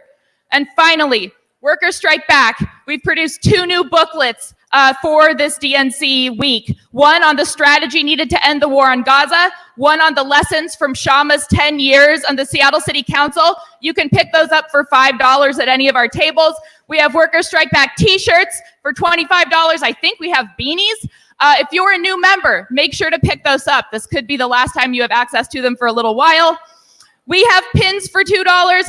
And finally, if you wanted to donate but haven't had a chance to get your donation processed, or if you wanted to sign up to become a member of Workers Strike Back, please see one of our team members. That's it. Thank you so much, everyone.